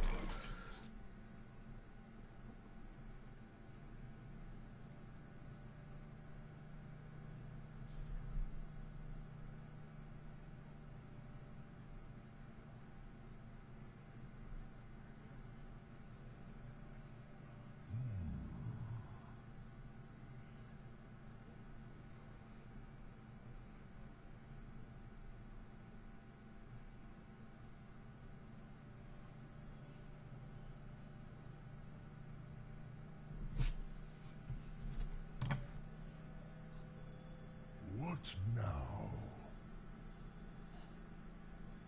Charge! Full height! Count me! I must choose!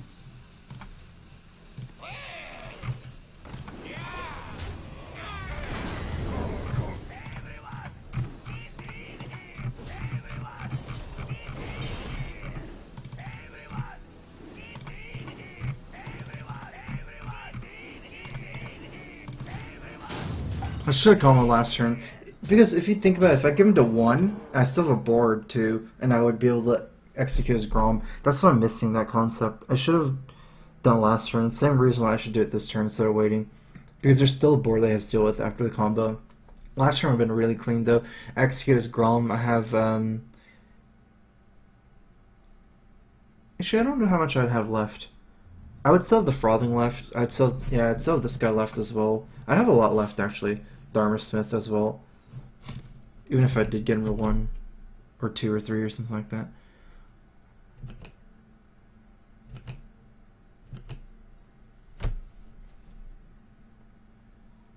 I don't have any more war songs, which is really bad. My frothings are going to be hard to use, but I can't drag it on against Control Warrior though. They play individually powerful minions and keep armoring up, so.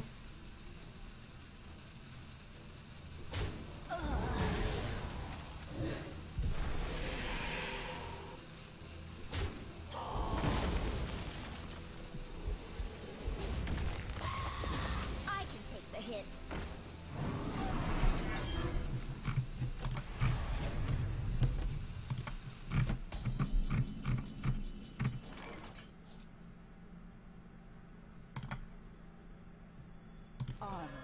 Mind if I roll knee?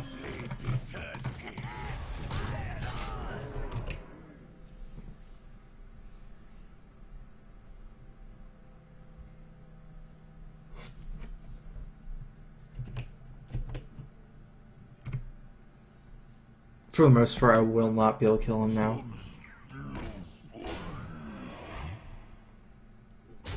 Because of no more Warsong Commander frothings.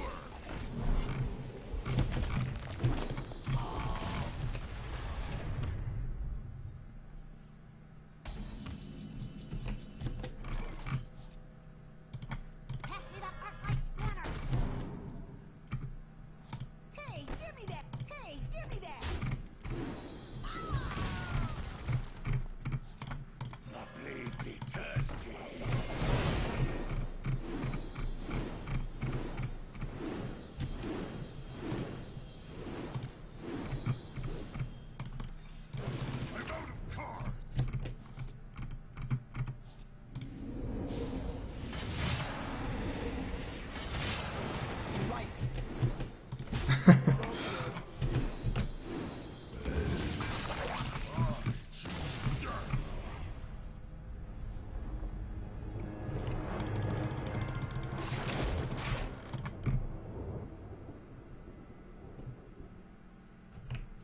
I was counting already the armor smith doing 2 damage to trade a 1 attack minion. I mean, I'm not saying I count the whole thing right, but that's something I did count.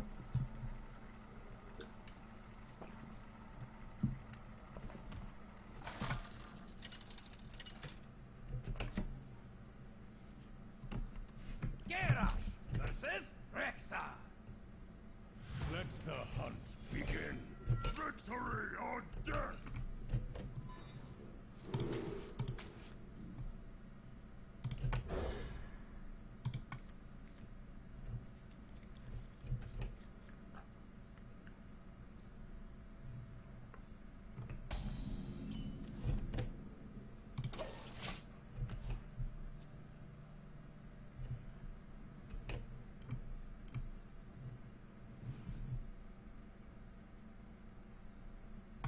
I smell blood. So worthless plans to have a ghoul over loot hoarder.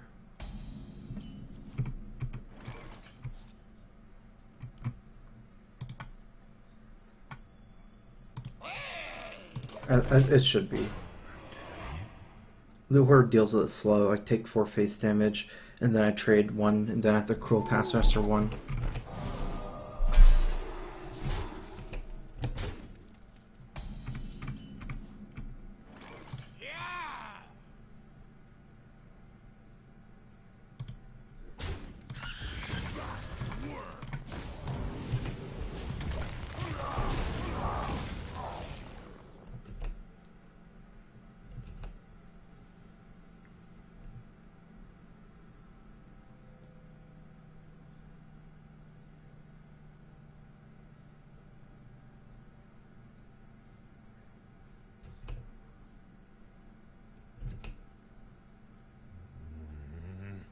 That didn't quite hit. Are you guys getting 3 roll-ins from that turn?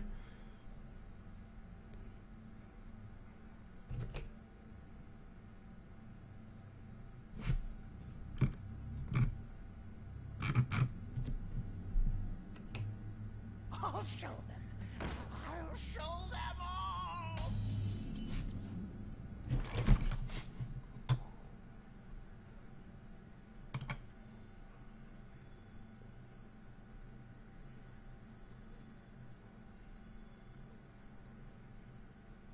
Armor made to fit. No problem.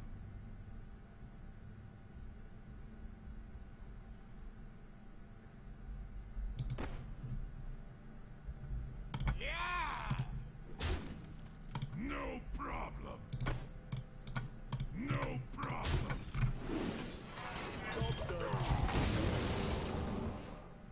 Just gonna not proc the explosive this turn.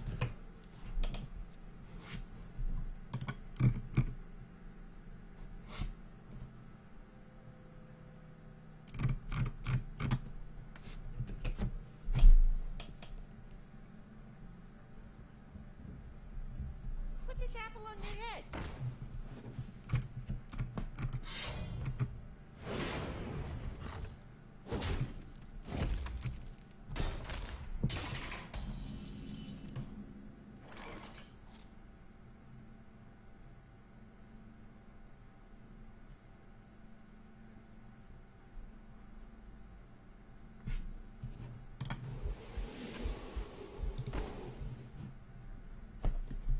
Yeah.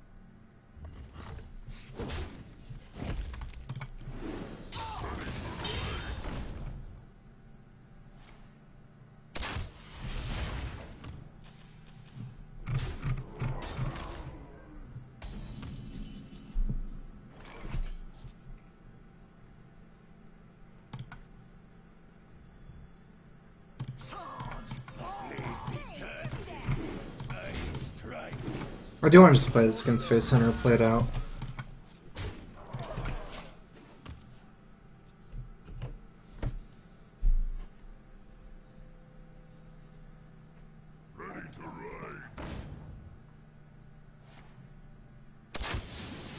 Still going face probably, but I mean, there's no way he's killing me before I kill him, so Honor. Major.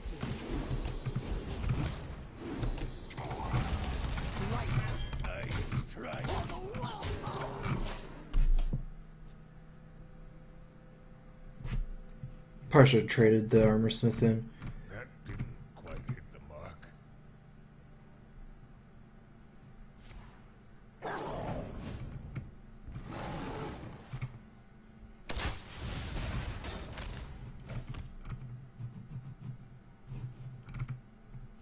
You can't really trade here because of the armor smith, I think.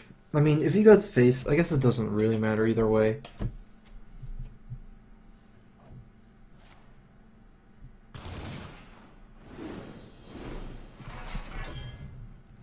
No, that guy's too scary for him.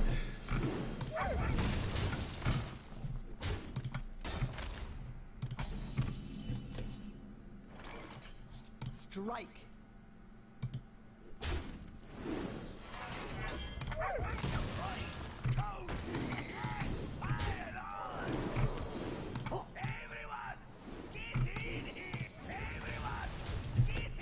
I actually could have got another patron.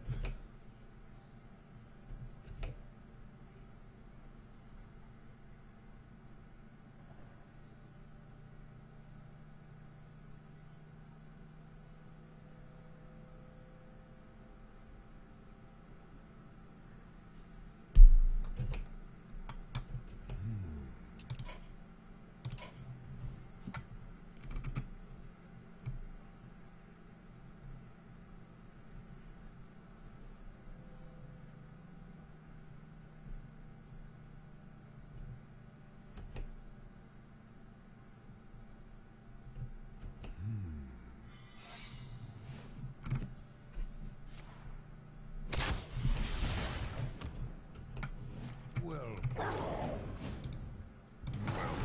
Well fought. I concede.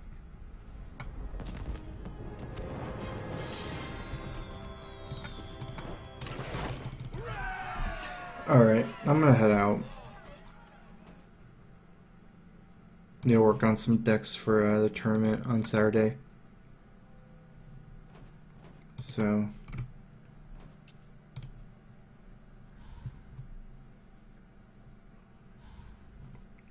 talk to you guys.